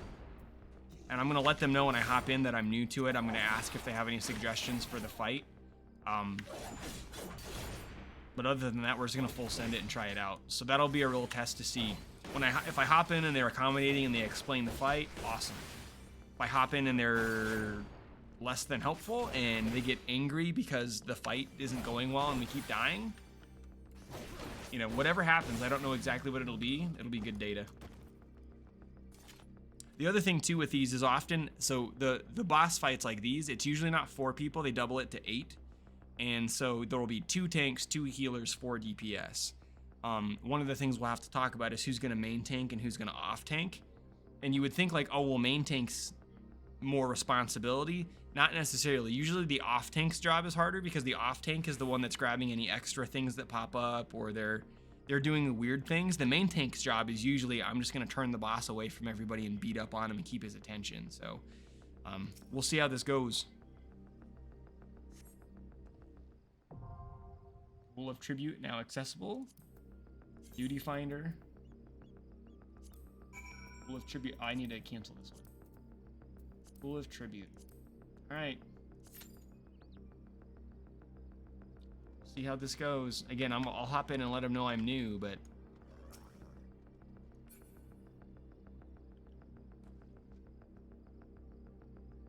This guy right here, this big guy here, he's one of those races of what's called the Rogadin. He's got a little companion that's a koala sitting on his shoulder. That's cute. Look at him. Oh, he's dancing. All right. Here, we'll dance with you. Where's my emote menu?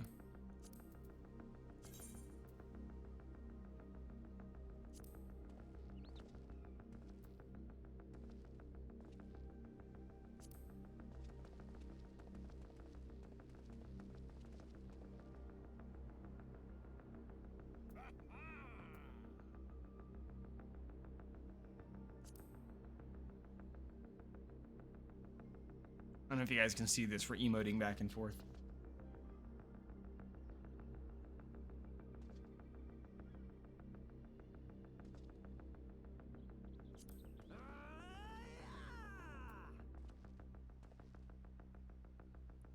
On an apple. That's a fun emote. Let's see, what weird emotes do I have? Oh, check this out. Oh my gosh, another turtle man wants to die here. See if he'll help me fight it. Yeah.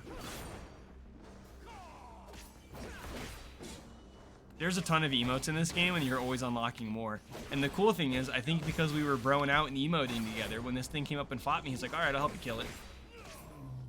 So, and him and I are both waiting for the same thing. He's a tank as well. What'd be kind of cool if he ended up being the tank for the dungeon, but he's also level 73, and so if he's playing this dungeon or this boss, he's probably doing the hard mode version of it, which means we wouldn't be partying together. Let's see. Here, I'll try that dance again since it got cut short.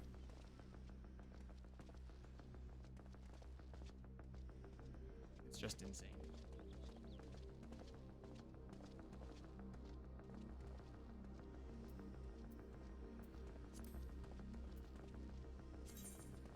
There's another dance in here that's decent. There's like your Irish river dancing. Dan, I did play WoW for a long time, like a long time, but I never got into like the raiding scene. Like I always just leveled and kind of played the game casually. The only time I ever got into any serious raiding was for a really short while during Wrath of the Lich King. I raided as a rogue, but I never had a good like hardcore group of friends that all played it, nor a good raiding guild to join. And I liked to play so many different games even back then that even when I was deep into WoW, I never felt like I could take the time commitment to be like, on Tuesday nights we're gonna raid and you better be there. And so I've never done that side of things. But yes, I played, if you look at my playtime across any video game I've ever played, I probably have more hours on WoW than any other game.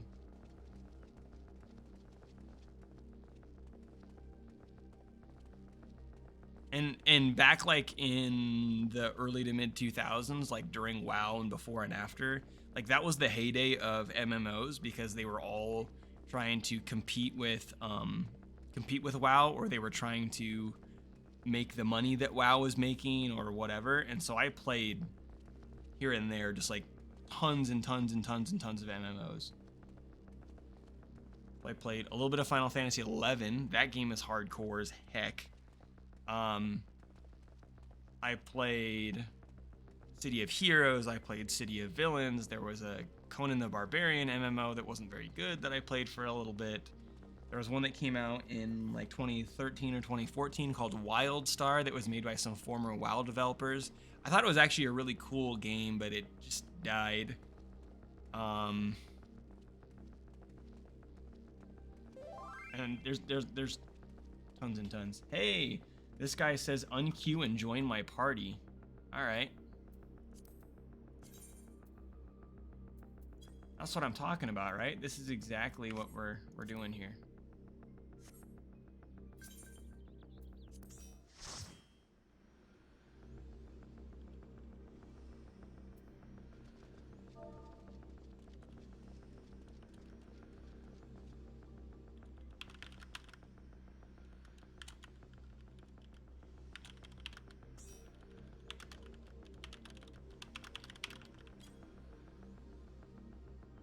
So if you guys didn't catch what happened, this guy that I was emoting and dancing with and broing out with, I guess he is queued for this boss fight. Uh-oh. And he realized that I was trying to do it, so he then said, hey, let's party together, which is really cool. That's actually the first time I've ever seen that happen in Final Fantasy, where a random person's like, hey, you're trying to do the same boss as me? Let's party up and do it. So it's also saying one of us doesn't meet the requirements, but I don't know who that would be, because I was just trying to do it.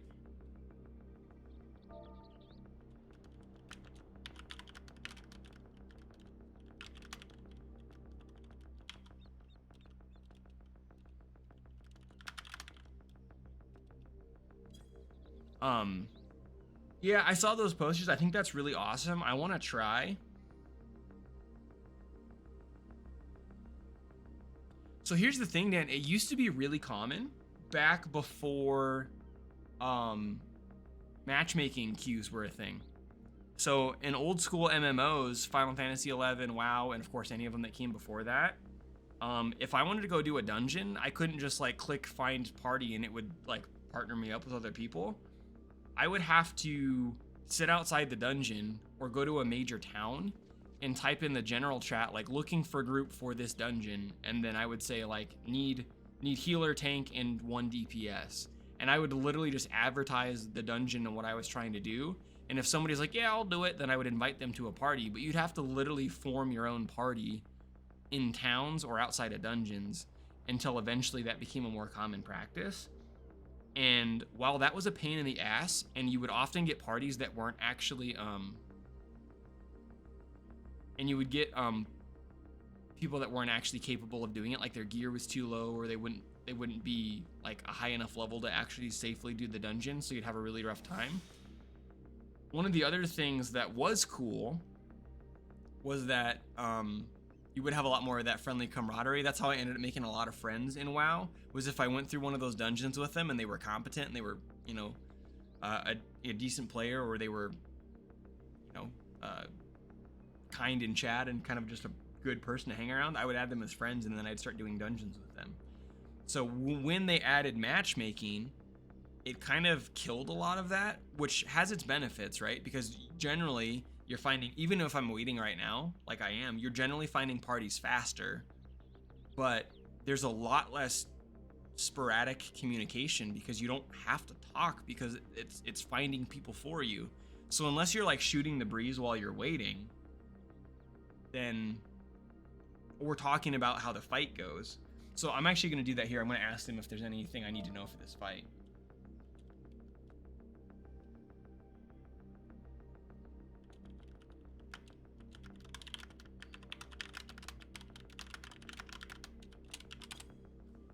So he said he's going to main tank, and I just asked if there's anything else that I need to know as off tank.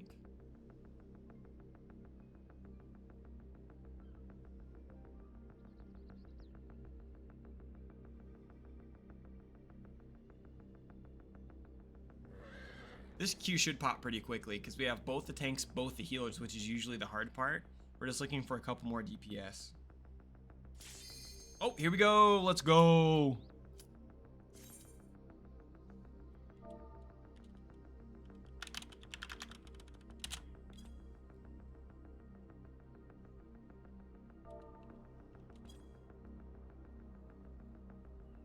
All right. So I'm not going to try to narrate what I'm doing too much and looking at chat, because I don't want to be the reason this wipes. But I'm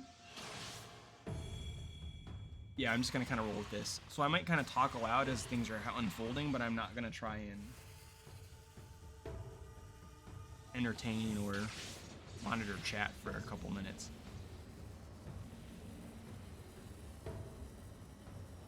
And then shortly after this fight's done is probably when I'll wrap things up, because it is just about 11 o'clock.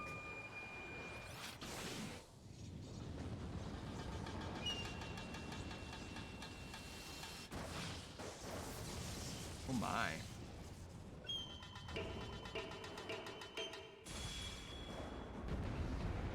All right, let's do it.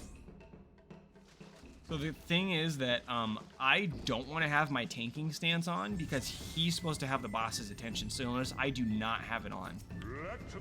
So he's going to get the boss. He turned the boss around. I'm basically serving as a DPS right now. And then if like an ad comes up, or if he would lose aggro or something wild would happen, then I might have to pay attention.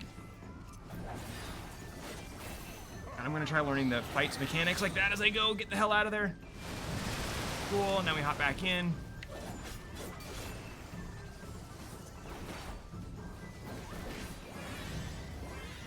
Camera zoomed out as far as I can. Okay, somebody's being targeted. I don't want any part of that.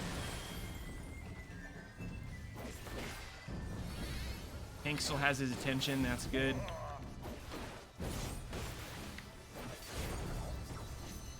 Okay, he just said let the revels begin. So he's about to enter a new phase of the fight, probably summon something, like additional enemies or doing some, there we go.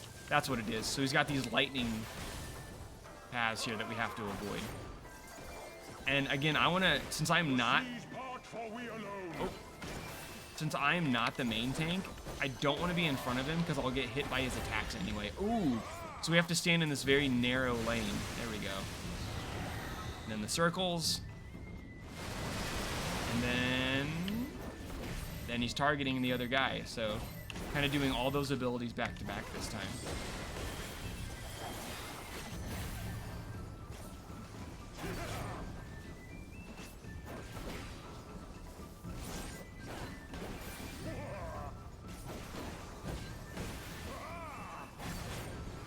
The seas part for we alone. Here he goes.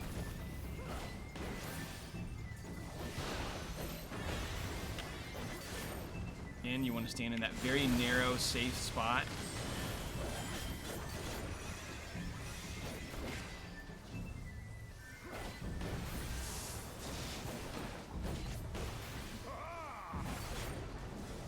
Oh boy. Oh shoot. Move, move, move. And again. Cool.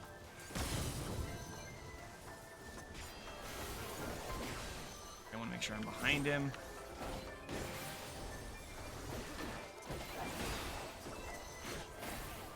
The seas part for we alone.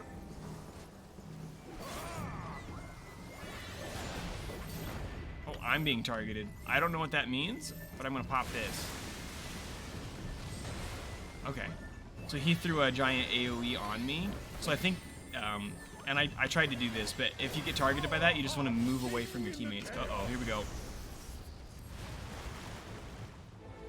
I'm gonna watch what my team's doing. They're all just kind of standing in the middle, so I don't think we have to be too worried. Ooh, that's cool.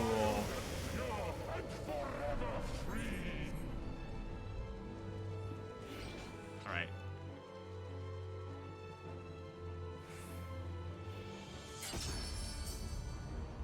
Oh, that is cool. The tank is blocking the damn sword. Oh, that is so cool. He's actually locked into it. His axe is up. He can't move, so we have to snap the sword. Oh, that was dope. And dude, again, here's the thing about these bosses. This guy's not like a difficult end raid giant boss. He's just part of the normal progression of the game, and they put so much effort into every one of these fights. Even if it's not difficult, and this one's been pretty easy so far, it's just cool. All right, now they're adding the layer of watching out for those balls. Now we move out of that. Everybody took some damage anyway, so I'm gonna pop a heal. That way my healer doesn't have to worry about me. I'm gonna move behind him. And we're just gonna keep going.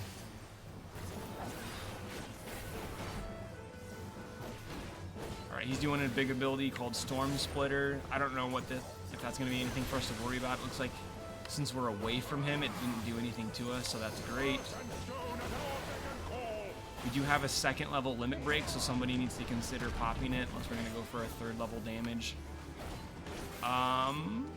Don't know what the rock thing is. I think we need to break it open. Yeah, we need to get our teammate out of the gate.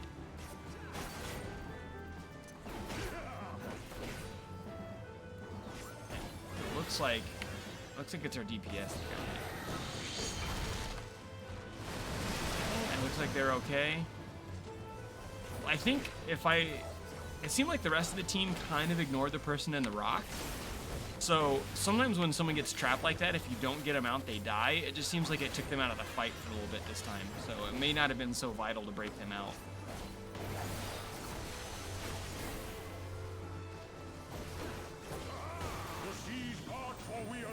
And yeah, the music too, guy. Yeah, you're right. Again, the original Final Fantasy composer was a guy named Nobuo Uematsu, and he's not as directly involved with this game anymore because he's kind of left Square, but he does still help with this. And I need to look up the name of the actual main composer for this game because they are just incredible. And if you guys think this music's good, like wait until you see some of the other fights. I would even recommend going to like Spotify and listening to like remixed music or just the soundtrack from this game. Because even if you don't play this game, the soundtrack is dope.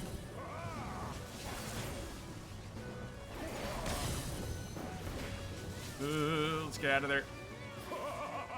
Hey, look at that. We did it. Susano is no more.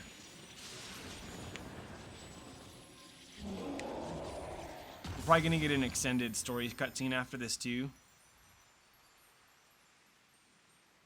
So we'll see. Everybody throwing out the GGs in chat. TFYP, thank you for party. I can't commend anybody because it must just be the two of us. Hey, look, it's my bro. We're gonna dance again.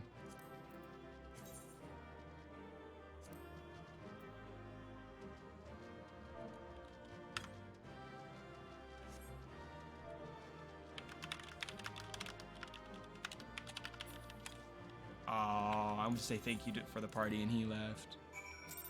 All right, I'll catch up on the chat here in a second once this cutscene's done.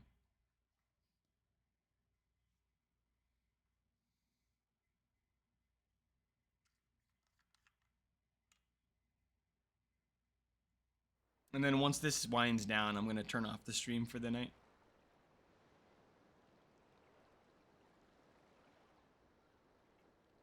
Because I need to do a better job of getting sleep.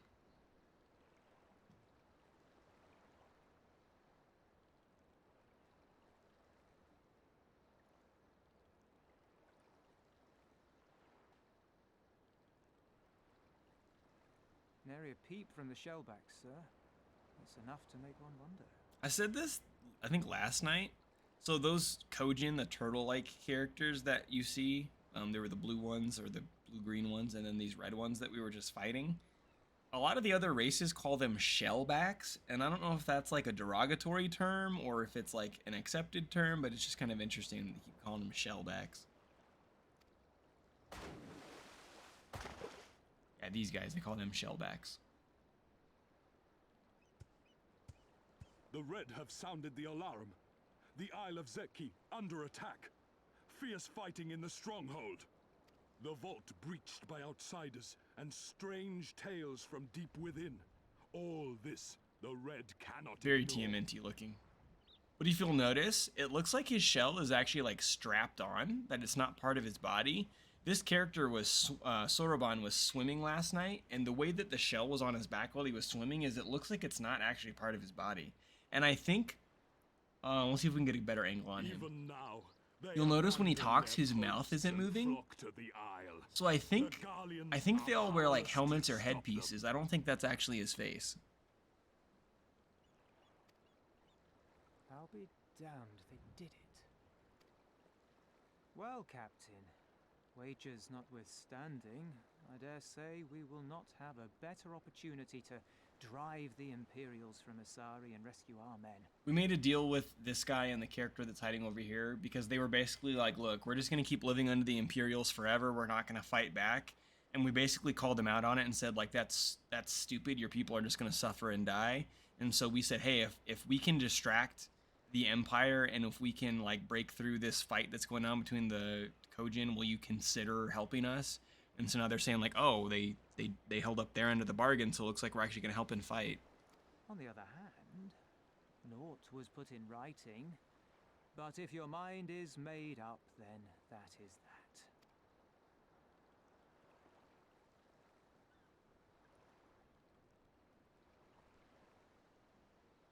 I should add that if you were to change your mind, none would gainsay your decision, nor think you beholden to your past.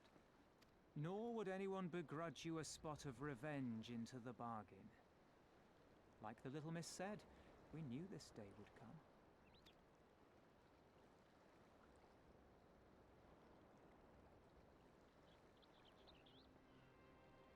Isari may be a rotting husk, but at least the tavern keeper never watered down his drinks. Well said for a temperate man.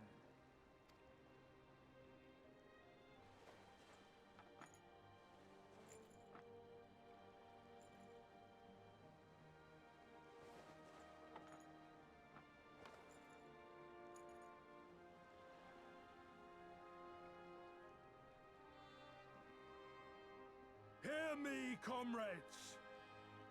We made a bargain with the Eorzeans, and I mean to uphold our end of it. I mean to remind the Garleans that this is our sea, that all here belongs to the Confederacy.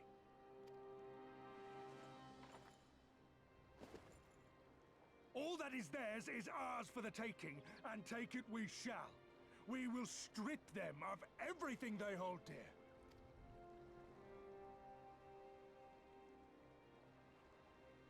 Also, I know you guys probably don't care about the cutscenes all that much, but if I'm in the middle of cutscenes like this and like their audio's too low or too high compared to mine, let me know so I can balance it out. It seemed pretty good the other day. This chick here, let's see what she does in this scene. You guys haven't really seen her yet. This one is iron. They're setting her up to be the big bad of this expansion, and let me just break it down for you. The way they introduce that character is she comes up to a village of people that are under her control. She does the classic bad guy thing of like, oh, prove your loyalty to me by killing this other person. So they basically, there's this young guy, she hands him a pistol and says, look, I want you to prove that you're loyal to me by killing your fellow village men. And so he has the moment of like, oh no, I don't know if I can do this. He's like agonizing over it. And then he does it. He's like, I have a family to think about. I have kids. I'm sorry. And boom, he just blasts one of his neighbors. And then she goes, okay, cool. You proved your loyalty, but I have one more thing I want you to do. And she says, these two people that are over here behind you, they're too old to be of any use to me. So I want you to kill them too. And those two people are his parents. So that is how they introduce this character. Now, he doesn't go through with it. When she says that he needs to kill his mom and dad, he's like, no. And she kills him instead. But that is how they introduce this character. The other thing that's wild about her is she is, I believe she's actually a member of this country, this like homeland, but she's sided with the bad guys. So the kind of cool thing this expansion is doing is there's like this whole rebellion story taking place over here. And there's a simultaneous rebellion story taking place in a different part of the game. And so they're kind of like these parallel stories about both sides trying to fight against the same enemy. So, yeah, they definitely set her up as like this edgelord, like bad to the bone type character.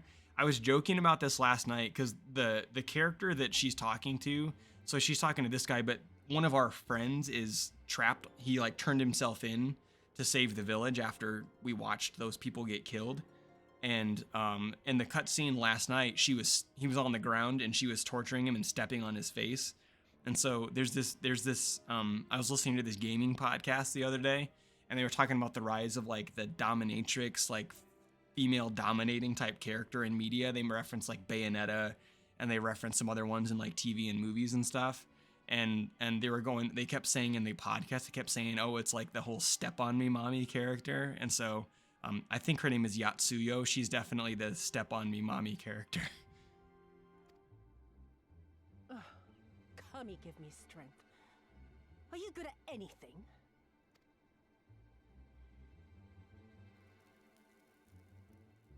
Again, like I said, she's an edgelord for sure. This might prove more productive than blind inquiries, but I see you are determined to waste my time. Very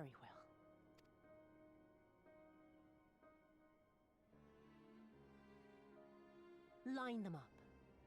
Kill one for every question he refuses to Again, answer. here she goes again. So the guy that turned himself in was that giant samurai dude they showed on the ground. His name is Gosetsu. Gosetsu's a bro. And they've been trying to torture Gosetsu for information. And now she's at the point where he's like, okay, fine. If beating him up's not going to do anything, that's fine. For every question he doesn't answer, I want you to kill one of these people on the boat.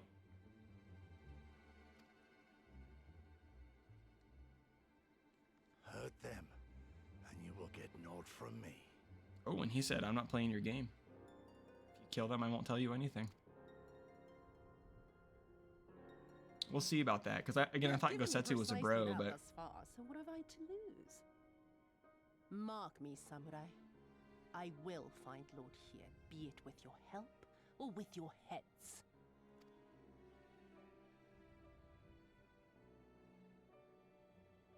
I think Gosetsu was bluffing. Come, you will pay for that. Oh, I think we're rescuing him right now. They've come to save us!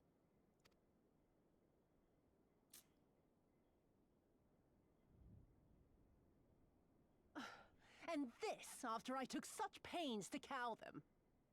Even pirates have their pride, I suppose. Enough to march to their deaths, no less. Oh, the stupidity of it all. It truly is a sickness. I shall just have to lance the boil.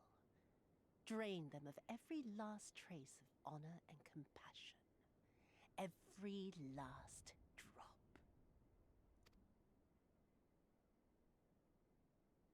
My lady, I'm going outside.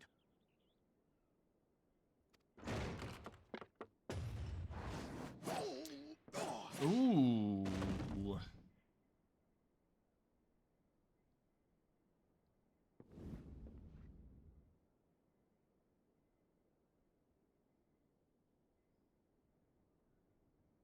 The Kami are not finished with you yet. Yeah. So, just to let you guys know, I said this on the first stream, but I played this game the first time through, and I was used to MMOs having trash stories, so I skipped all the cutscenes. And then years later, I think I was actually talking to Nate Bloomquist, and he was like, "You did what?" And I was like, "Yeah, I played Final Fantasy XIV, but I just like skipped all the cutscenes so I could get to the game." And he was like, "Why did you do that?" And I was like, "Well, I don't know. Or is the story any good?" And he was like, "Yeah." So a lot of people consider Final Fantasy XIV's storyline to be the best storyline in Final Fantasy, period. And a lot of them think it's the best story a video game has ever told, period. So that's why I wanted to go back through it. Yeah, that's why I went back through it, because I wanted to actually pay attention to the story. A lot of people were basically saying, look, other than the dungeons and the big bosses that I showed you both of those tonight, you can play through the game single player. And so people are saying play through it as a single player RPG and just really let yourself get lost in the story. And it has been a phenomenal story. But the thing about it is it's a very, very, very long story, right? This is like hundreds of hours to get through the entire thing.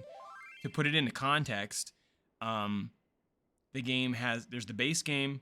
First expansion's Heaven's Ward. This is the second expansion, Stormblood. After this one, they had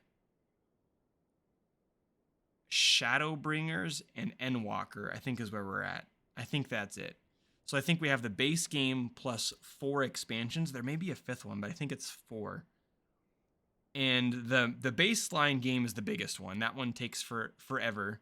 And honestly, that's the weakest of the stories because it's a lot of setup. But then each expansion pays off huge. There's a huge improvement in the writing at the very tail end of the base game going into Heaven's Ward, and that momentum has carried all the way through. And the really cool thing as well, on top of all of that, is each expansion has a story arc that completes within the course of the expansion. But there's also other story threads that are weaving through all of the expansions. And so, like, there's some stories that complete, like when I'm done with Stormblood, this story about the rebellion here, I'm assuming will be done. But there's some bigger gears that are being turned right now that may not pay off until you get all the way through the entire storyline. So it's just wild stuff. But yeah, they did a really nice job with it. And I know that I'm dragging it on by pausing and talking during cutscenes, but I'm also trying to give you guys the context here. And it's just really well written as well. There's some cringy stuff every once in a while, but it's really well written overall. See you, Austin. We're about to wind down the stream anyway, so I'll see you tomorrow. Again, as soon as this cutscene's finally done, I'm going to wrap things up and wind down. There's no end to them. They just keep coming. Then we must be doing something right. We have to hold out for as long as we can. He's counting on us.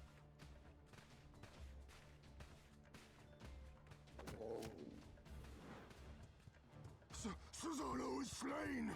Slain by the Shellless One!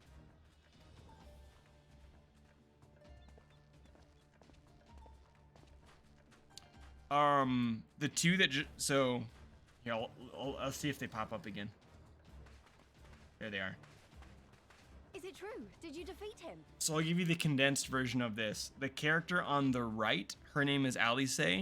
She has a twin brother named Alfino. They played a huge part in the original storyline, and they've continued on through it. Alfino, I'll get into more detail when we see him later, but she is a much more rash, aggressive character than he is. But she and him both really just want to help the realm and help the people and fight back against the Empire and all of this jazz. There's a really deep storyline with their grandfather being this huge central character. Without getting too much into it, before Final Fantasy XIV became Final Fantasy XIV, it came out with an initial 1.0 launch, and it was garbage. There was nothing to do in the game. It was terrible. So the developers took the game offline, completely reworked it, and then came out with what was called A Realm Reborn, and that's what the game is now. But they kept some of the characters and story elements from the original game and brought them into this new version, and their grandfather was a huge character in the original version of the game. So, but then these two have become kind of these main pivotal characters. She just kind of got reintroduced into the story not that long ago, so she's kind of building up, and I don't know a ton about her. The other one, the one on the left of the screen in the red, Lise, she is a character that used to go by the name of Ida, and she used to wear a mask and have a completely different outfit. And then again, I have a gap in my knowledge here because it's been a while since I played. I'm reconnecting, but if I remember right, I think Ida was her sister, and she had taken on her sister's identity. And I can't remember if her sister's dead, if her sister's just away, or whatever it is. But she was kind of basically posing as her sister, I believe. Which, if anybody's played Persona 5 Royal, it's very similar. I won't go into spoilers on that. But she is kind of taking the charge of leading this resistance, and kind of like, this is kind of her coming of age story and growing up as a leader. Because the other nation that we haven't seen yet that's fighting, I believe she's from that area. And so she's kind of like trying to help her own people and build up and fight and stuff. But they're both really cool characters. They're both having a lot of growth in this particular expansion. And then the last thing I'll say is both of them are part of this larger group called the Scions of the Seventh Dawn. And so the Scions are the group that you follow through the base game, and it's your character, it's these guys, it's a handful of other characters like Alfino and some ones that you guys haven't met yet, and you're kind of banding together to defeat the bad guys. If you think about it like a traditional Final Fantasy game, normally you'd have your main protagonist and all their supporting characters that are your playable party members. With this game, you don't have a playable party because it's an MMO. So the Scions are like the other supporting cast that even though you don't get to play as them, they will be in a lot of the cutscenes, and there will be like storyline missions where they will fight alongside you. And that's kind of the short version. Well, in that case, how do you fancy helping us keep the Kojin occupied until the... And again, by this point in the story, the main character that you play is kind of a badass. Because you're not like, you start off as a nobody, but you quickly get identified as the Warrior of Light. That's a whole other thing we'll get into later. But by this point, you've like taken down several big bads. You've dealt a huge blow to the Empire. We went over to the Heavens Ward thing, and we helped solve this war that was going on between man and dragon. We've felled a lot of these primals, which are basically like gods in this world. And everybody, at least in the old continent we were in, everybody knew that you were the Warrior of Light, and you were kind of a big deal. Over here, a lot of people don't know who you are, and so you don't have that reputation anymore. But your character is not like just some adventure. Your character is the Warrior of Light, and they are a badass. But they had to earn that spot. Let's withdraw and make for the village. Right. Although they don't seem keen to let us go. Travis, have you played Shadowbringers before? Are you like excited? Are you saying you're excited for me to get there? Or are you just saying that you're also excited for you to get there and see that part of the game? And also, if I'm recapping story stuff and you're like, oh, okay. If you're recapping story stuff and I get something wrong, chime in. Because again, I had a huge gap between the end of Heaven's Ward stuff and where I'm at now. Only your Imperial Masters.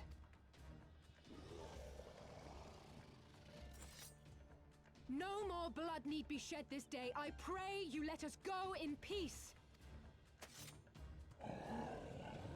You dare speak to us of peace? Your flesh will feed the fishes, thief! Attack! Dan, the game regularly goes on sale. It's normally $60, but $60 gives you the game and all the expansions. It's not like you pay $60 and then have to buy each expansion on top of it. If you want the full game, it's just 60 bones, and it regularly goes on sale for like $41, $42. They do like 33% off sales. It's happened like twice now since Endwalker came out. And again, before you buy the game, I would seriously just do the free trial. I would do the free trial because you can play all of the base game and all of Heaven's Ward completely for free without even paying a monthly subscription. There are some restrictions on what you can and can't do. You can't join a guild. You can only have a maximum of like $300,000, which money's not really a big deal in this game. You can't invite people to parties, but I think they can invite you to theirs. You can't trade with players. You can't use the auction house, but you can do lots of other things. I believe it is on Steam. It used to be. I believe it is on Steam. And then it will, when you buy it on Steam, it's like a lot of other games where you may purchase it and own it through Steam, but then it will still launch the Final Fantasy XIV launcher and you have to log in that way. But yes, I do think it's on Steam. But you want to get started with the free trial.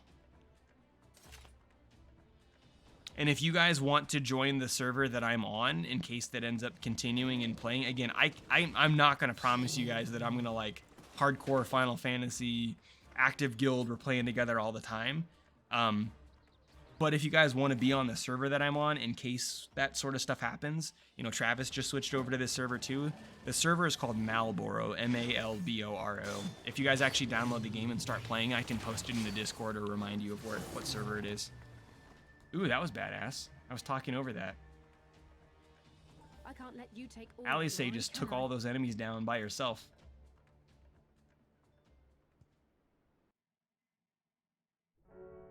Okay, all right. We finally got a thing here.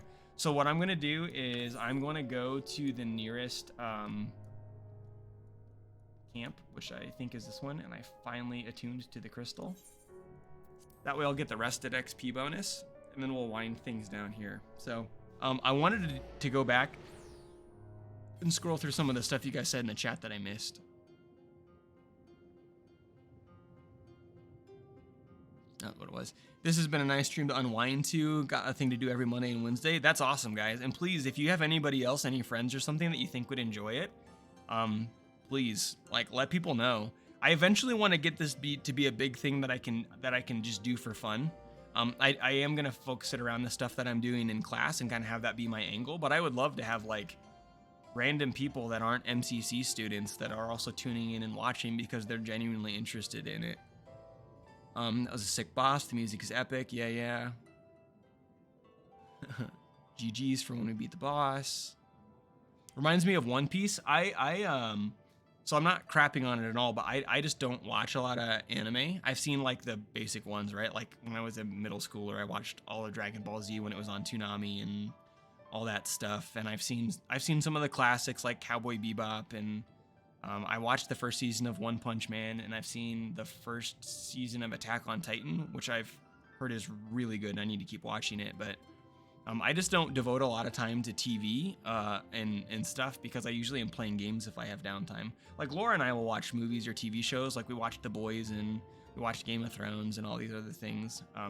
But generally, if there's not somebody else watching the show with me, then I don't generally watch TV, and so I haven't really watched a lot of anime. And with how long One Piece is, I ain't touching that. I think it's really cool that it's still ongoing and that people love it. But yeah, so I don't know that kind of reference other than I know that One Piece is all about pirates. So okay, we're in town. We got the rested XP bonus. We've hit a lull in the story. We're like 30 minutes past the end of the stream, which is fine.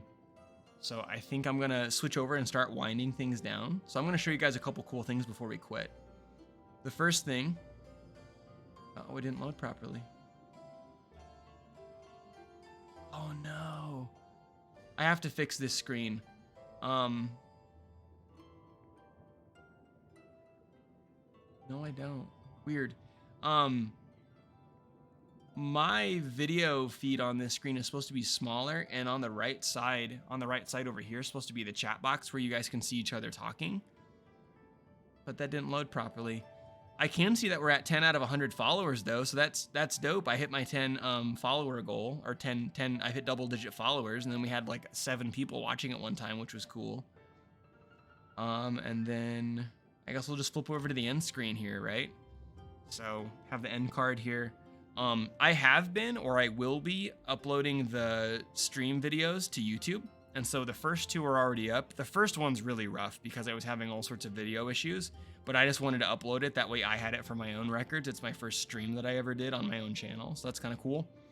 But like this stream, when it's done, I'll hit done in a second and I'll let it process and upload while I go to bed. So thank you guys so much for hopping in here. Again, this was a blast to actually have people interacting in the chat. I was just talking to Laura earlier tonight saying like, I've enjoyed streaming, but it's been really awkward because I feel like I need to either talk all the time or I'm just sitting there with dead air because like there's nobody watching or there's nobody asking questions in chat or anything. And again, there's only 5 of you, but you kept the chat going the entire time to the point that I always had something to ask you guys or talk about. So that's awesome. So I'm going to go ahead and end it here. I will see you lovely people tomorrow for practice. Have a good one, everybody.